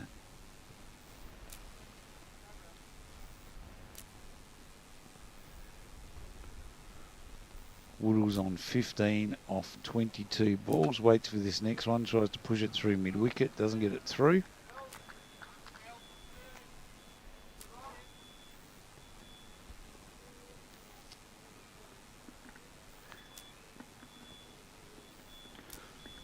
You know, next to you, you've got a sports journalist graduate, Sapes.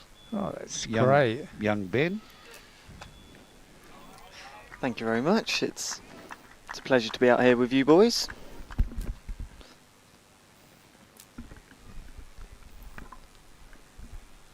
No, that's good, Ben. I think we're saying goodbye to Mark, are we? No, well, Rash isn't here, so we're going to continue on. Still trying to get rid of you, Mark. Still. Yeah, the last time I went 12,000 miles home. Yeah. Yeah, so how's your sports journalism going though? It's not bad. It's nice to keep busy with days like this, following you boys around. Some great games of cricket. Brilliant. Was at Cardiff last week Yep. for your debut. Just talk us through that. What did it mean to make your Lions debut? Oh, it meant so much. You get to this age and you don't imagine that you're going to put on the 3 lions on your chest, and it does very much mean something to be in the dressing room. Very professional, very well organised, and yeah, very, very proud moment. And well deserved to all those years of playing soaps, really.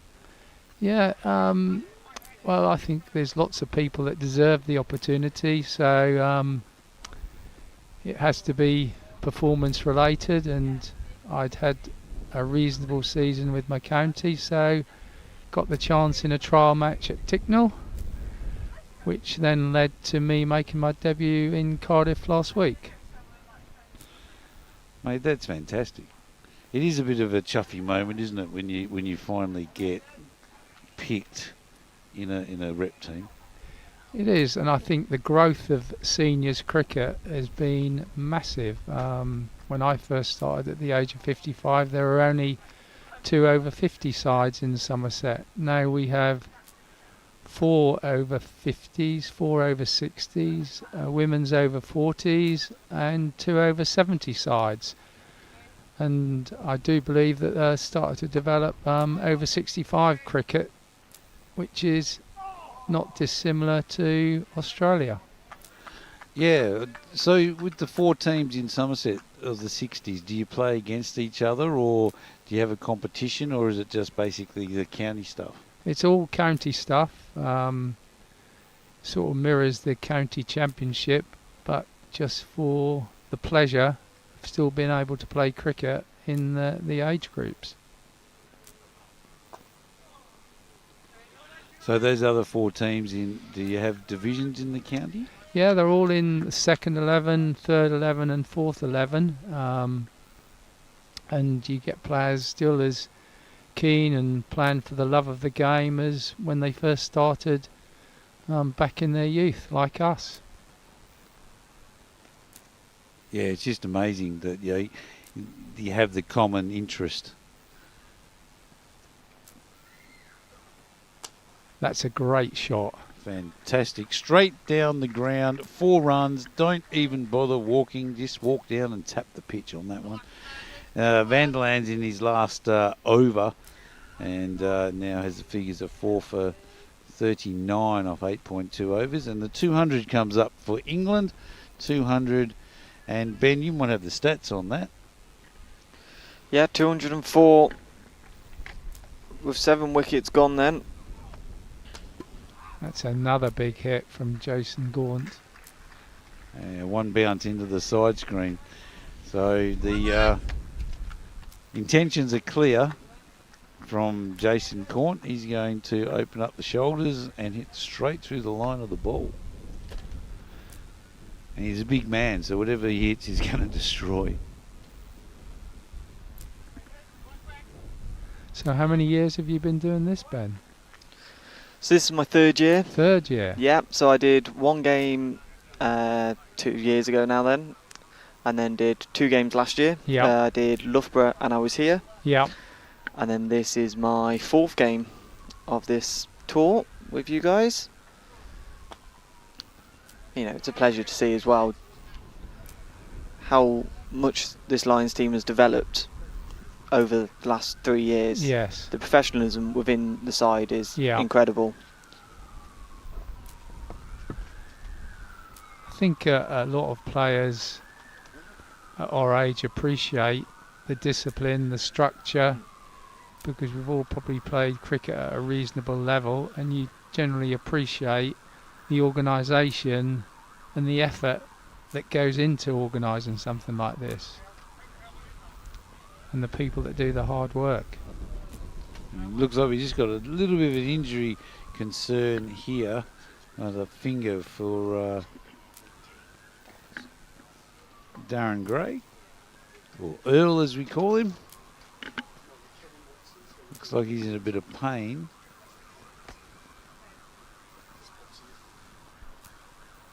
He may come off and get a replacement.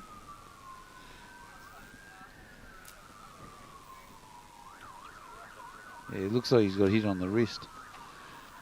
Bit of power behind that one. Do you guys train as a group, Andy? No, we don't. Although there are one or two summer camps, I think.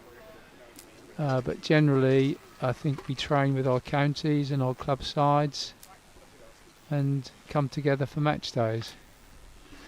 Obviously, this is still relatively new for me. I'm sure Rash is now back in the commentary. He'll put me right on a few things that I get wrong. Well, he's joining us, and he was a bit early and a bit late, but you're back again, Rash. I am. Thank you, boys. As, the Sheriff swats one away through mid-wicket. Another 4 for him. Good acceleration by these boys. Oh, that 220, 230. Still feasible. But good to have you in the 60s fold, Andy. Lovely, delighted to be here, Rash, and yeah, very impressed with all the setup. This, for example, when I had my trial game at Ticknall, to walk into the clubhouse and see it on the TV was a little bit of a surprise to me, a pleasant one. Yeah, it's a surprise to a lot of people, and we were very grateful to Mix earlier on, and obviously Molly, who's doing the vision mixing and directing today. People just don't understand, and then very kindly, the only thing that spoiled it was having mine and Cambo's ugly mugs on the shop, but it's a great setup here, it really is. I'm not sure how they did that and got away with it, to be honest. It does impress people, and we try and get better and better and better. We want to put out a good quality product, and I think we do lead the way. One of the things I was going to say, Cambo, staying up into the wee small hours over the past week or so, watching the Australia, New Zealand. Oh dear. Oh, yeah, I think it was just underway sight, but it was a quick one. It was a quick from Rob Brearley, as he demonstrated in his first spell. Yeah, it's great having the live stream, but it's Frogbox and the camera is fixed, and there's no commentary. So, a marquee series like that, really? Well, that's the problem that we've got, Rash, in even in club cricket now, we've always got Frogbox, and they think that's the be end all and end all, and people don't want to have radio coverage or anything like that. But Frogbox, to me, you only see part of the ground and part of the picture. So when you try and commentate from a screen, you can turn around and say, oh, that's a great shot out to deep backward square, and then all of a sudden the camera pans and you got a bloke camped under the ball taking the catch. Yeah. So, I believe live sport should always have commentators, and there's always going to be a place for radio in this, even in modern society, especially for sport. Yeah, absolutely. We found it, didn't we? On the Ashes tour, it was Frogbox, and you do your best, of course, and that's part and parcel of how the guys here doing their university degrees and learning, and it's not always going to be super duper and everything working for you. You've got to try and set the scene. You've got to try and engage the viewers if they've got that fixed view, and that's part and parcel. We're so fortunate here with the setup. It's great. As you said at the start, this is amazing, Rash, compared to what we had at the Grey Ashes. But this is just an amazing thing where you've got behind us a van that's kitted out like what James Bond would use. You could probably launch a nuclear weapon from that. Yes, very grateful to Ivor and Molly, Mix on camera. They just do a great job, and we're very, very grateful. I think continue it helps to do so. Spread It does. senior cricket a lot. The more we can publicise it, I think the more interest there is. And as I said to Mark earlier, when I first started, you didn't really know it existed. Now I think around all the counties and club sides there is an aspiration to play senior cricket, and having it treated like this, and you're right, we're very, very fortunate, means it just helps that ambition to go up the levels still, even at or senior ages. Well, now that you're in the English Lions setup, mate, I'm sure the viewership in Somerset's gone up tenfold. Well, but you're absolutely right, Andy. It's the exposure that the senior game gets, which obviously drives engagement, and people, they're amazed at the product. Yes. Me and Cambo were talking earlier on, people have the expectation of dibbly-dobbly cricket. And those who listen to the broadcast regularly, I'm sorry for repeating this, but we had the Lions play at my home club in Uterbridge in Sheffield against Australia last summer. There was about 1,000 people there. It was chaos. It was absolute mayhem. A great game of cricket. The spectators were unbelievably aghast, basically, Yes. because they said, "Listen, our first team isn't as good as this." Yes. And the boys had a great time in the pub afterwards. They were even trying to bribe the coach driver to they give him 300 quid and said, "Stay till 11:30." He went, "Oh, sorry, cock, can't do that." But it was a live stream, and we had so much engagement, and it's happening more and more. And I know one of the things that I'm trying to do with the Willows to Wisdom podcast, Yes. shameless plug, is It was a shameless plug, but it's well deserved. but actually well slotted in, I think was the word you were looking for, Cambo. Yes. But he's trying to get that message out there of a medium that can suit people, and Yeah. it's great. I love seeing it. Tuesday I'm at Bradfield Cricket Club, which is just the next village on from Uterbridge. Yeah. Yorkshire are playing now, the Yorkshire Veterans. Beautiful ground. 1 o'clock start on Tuesday, folks, if you're in the area. Full county championship, of course, but anything we can do to help, and this medium is brilliant, and Yes. the product that we put Yeah. out is fantastic, so I'm a big supporter in it, and I will defend it to the hilt. Well, we've got to change of bowling from this pavilion end. Gary Green's coming on for his first overs of the match, and I don't know if you had this come down the pike, Sapes, but Gary Green's son is Yes. Cameron. Oh, very good. Cameron actually had at least one season at Somerset. Here I'll probably embarrass myself amongst my local Somerset people, because they'll probably say he had 2 or 3 years, Sapes. But yes, certainly he has graced the county ground at Taunton at least one season. That's a beautiful ground down there, Taunton. Yes, yeah. Yeah, very good. Have you had the opportunity in the Somerset county setup in veterans to play at Taunton at all? Not in the veterans, but they're still good enough to host the league finals at the county ground. So there's a day where all of the clubs can have their finals, minor cups, senior cups. So yeah, well supported by Somerset County Cricket Club. Well, my guest this time round on the podcast, which will be coming out towards the end of July, is Annie Chave, who's a mad Somerset fan, commentator, broadcaster, podcaster, author in her own right. She waxes lyrical on about Somerset. Oh, and there's a wicket for Gary Green. Straight through, didn't get up that much, and Jason Cornt played across the line trying to whack it into the trees, I would have thought. So England lose their 8th wicket, 8 for 217 now, and that's after 43.5 overs. But to be fair, probably had to go for it. Yes, I don't think you can attach any blame to the Sheriff there as he trudges off. Yeah, nice little cameo innings. Jettisoned the score to 217 for 7 in the 44th over. Did you have a discussion before the boys came out, Sapes, about what you thought was a good score on here? I mean, traditionally it's a very high scoring ground and the pitches are batter friendly. 240, 250? Yes, that was more the areas we were looking for, but I think after the first 2 batsmen came back, we sort of modified that a little bit. That 220 was around par. Well, all things considered, you should be hitting that. You get up to 230 psychologically. It's been a good contest. Good contest. Western Australia on top early doors. But Scott Stratton and Simon Anderton brought it back. Good partnership. And then it's just been steady away, really. Yeah, Mark Eames I thought batted very well in the middle order. I think the only 50 of the game so far.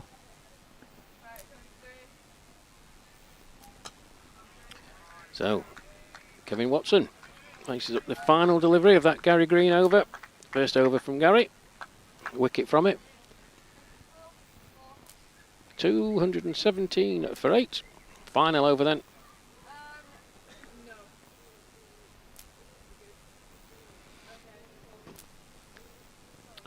Going to be interesting. 225 potentially. You would have thought that would be what the aim would be. Still got 1 wicket in hand, so have a bit of a licence at the beginning of the over at least to go after the bowling. Yeah, I think when the WA boys come out, they're going to be looking at probably 4.8, maybe 5 runs and over. It's not. Oh, he's caught and bowled. Straight to him. And Ian Woodall looks quizzically at Shane Boyle. Height, he thought it was above waist height, but he's just chipped it straight back to him.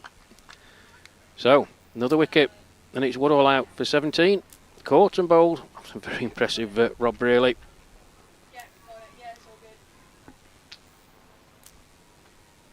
Yeah, very respectable figures from Brearley in his 9th over, 2 for 31. Rash, I might actually get quite good at this. Yeah, listen, fearing for me, we have Watson on the other day, Yeah. waxing lyrical. Yeah. I'm doing me out of a job here. Well, I think you've I got... might have to lower my fee. Mr. Bradley? Yeah, number of good assistants, Rash. I wouldn't want to do that. No, it's great. Sapes, in all fairness, it's great, and we love having people on. It's great to have Cambo here, but getting the players' insights, because you have got a voice, and it gives you a medium to go out and express it and give your thoughts on seniors cricket. You know, it's a really good platform, and we thoroughly encourage it. And we've had some great interviews with people, because they do one or two things when a mic's plonked in front of them. They either freeze or they say what's actually bothering them. Yes. And it's been quite good. I've just seen Mike Palmer. So well down the wicket there. Going down think. leg, Yeah. I would have thought. yeah. But look on the bright side, Rash. If you get Sapes in more often, you'll be able to do more face to camera, because it'll make you look good. Oh, correct. Yes. Forgot about that. No, I've just seen Mike Palmer. Palmer's coming back from injury. Stalwart of the England setup, plays for Warwickshire. I think he's just made his comeback within the last week or so. That's a lovely looking shot. Cultured. Yeah, just push out the deep extra for a single. So I'm trying to get some favour with my teammates, Rash, if I kind of describe their shots as cultured and timely. You know, I'll say, Sapes, you can do this podcast again, or commentary again. So basically what you're trying to do is get all the cliches in one hit, Sapes. Well, I'm trying to get a bit of favour with my new teammates. I'm sure there's 2 there, Rash. Oh, Watto's quick, yeah. Yeah. Yeah, he runs well between the wickets, Watto. Well, there's the 220, so first target established. Yeah, I've got to say, Rash, all the boys have been very, very friendly and welcomed me to the fold, and I'm still understanding the setup at this stage, but I must say I'm very, very impressed.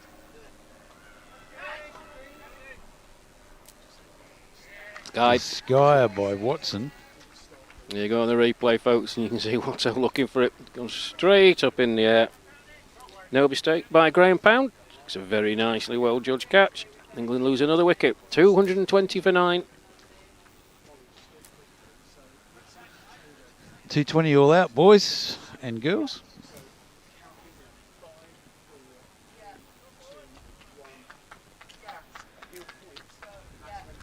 And probably the biggest disappointment, not quite batting the 45, but got with close enough. I think this might be my cue, Rash, to hand back the microphone. Yeah, we can just through the cards while Yep. you're on, Sapes, Yep. if you want to Yep. go through the cards on that screen. Yeah, okay, so we had opening the batting Shaw and Small. Partnership didn't last too long before Steve Small succumbed to Pound for 1. Then was joined at the crease by Anderton. and then unfortunately we lost Shaw, so 2 wickets down pretty early for 21. And then we had a bit of a partnership between Simon Atherton and Simon Stratton, a partnership of almost 59. Let me just break off Sapes, because I think we've got Kevin Watson out on the boundary edge, and he's chatting to Ben.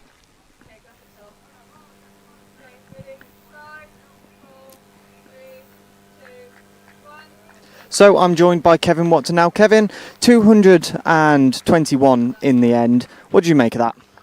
I think at the start we'd have probably said 250, but I think the wicket has probably just played not quite as good as we thought. So then we reassessed, said anything 200, 225, then we'd be happy with that, and obviously we've got somewhere near. So that gives us something to bowl at. I think if we get it right areas, bowl straight,